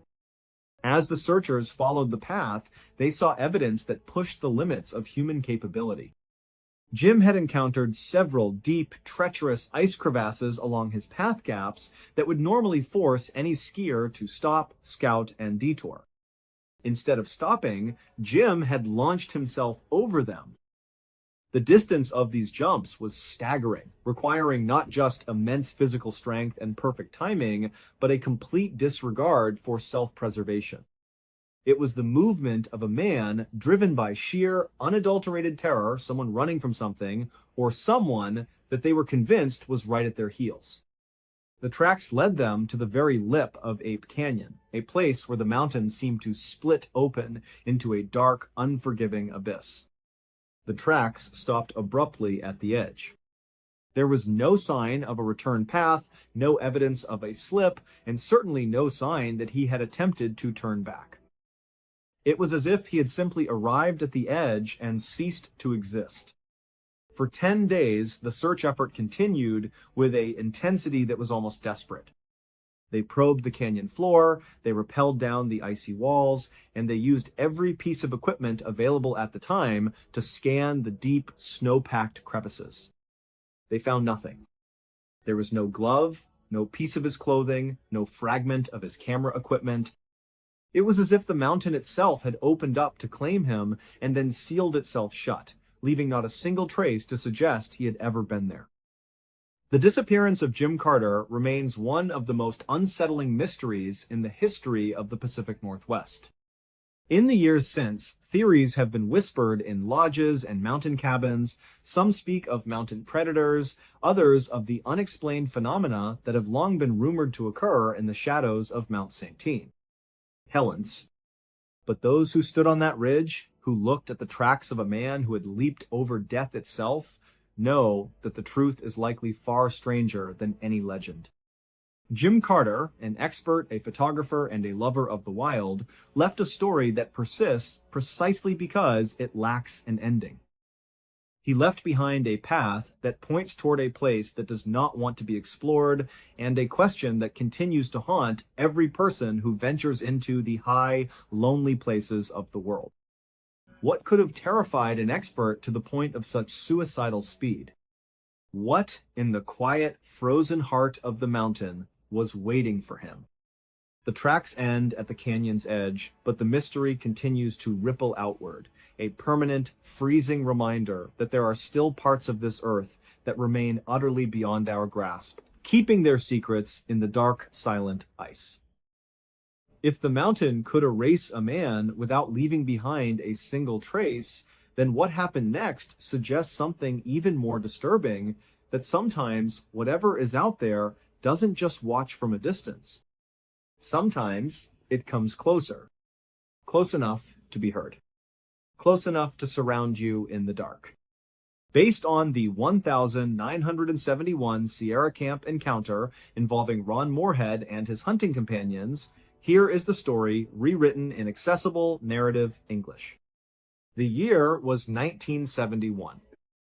For Ron Moorhead and 3 of his friends, the remote reaches of the Sierra Nevada mountains were meant to be a getaway, a chance to disconnect from the noise of modern life, enjoy the crisp mountain air, and perhaps secure a harvest for the season.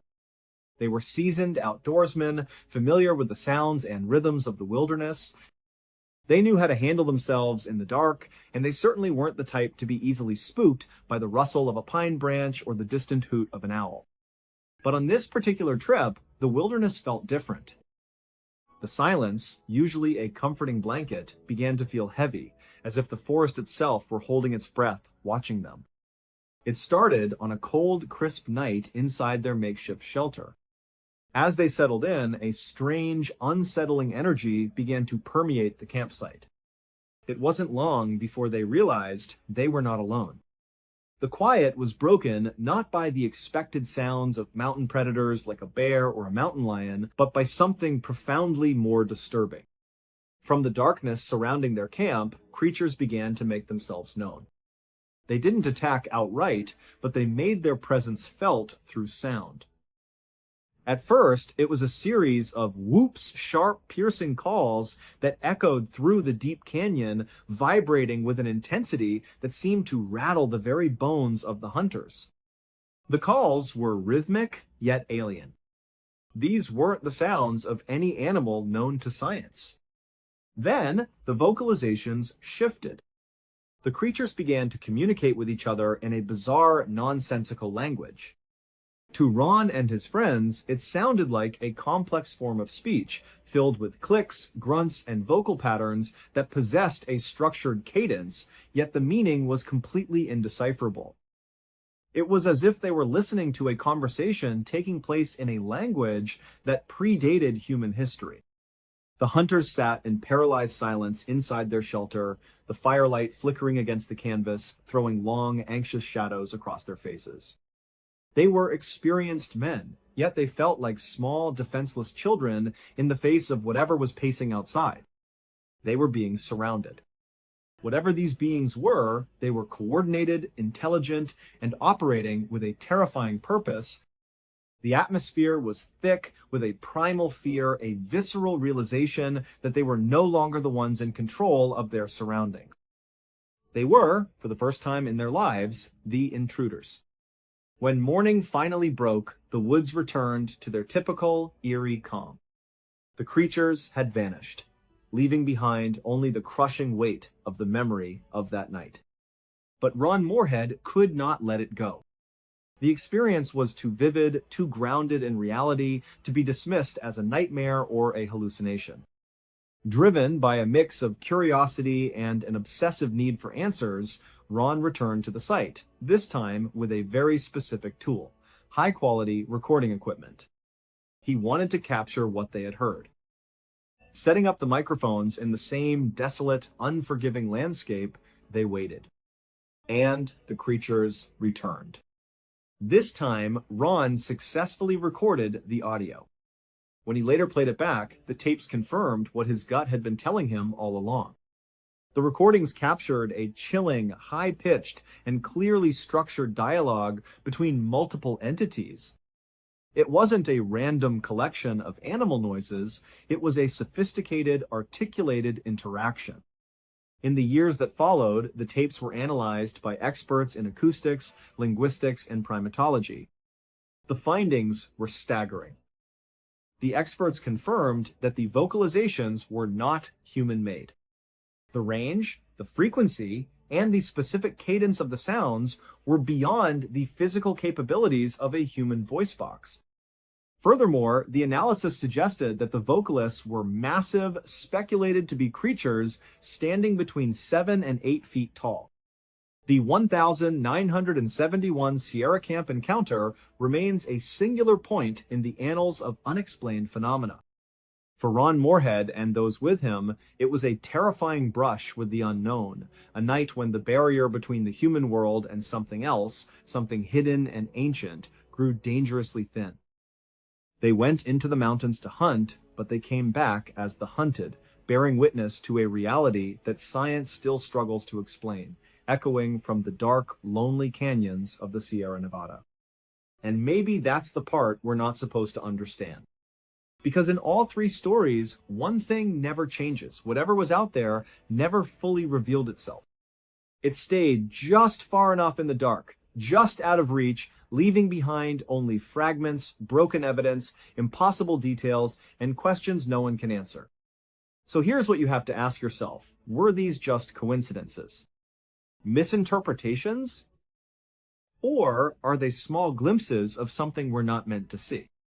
Something that doesn't follow our rules, waiting and only moving when it knows no one will believe in it? Because if even one of these stories is true, it means one thing. It's still there. And the only reason we don't see it is because it doesn't want to be seen. What do you think? A coincidence or something much more concerning? Let me know your opinion in the comments, and if you want more stories like this, don't forget to subscribe to the channel.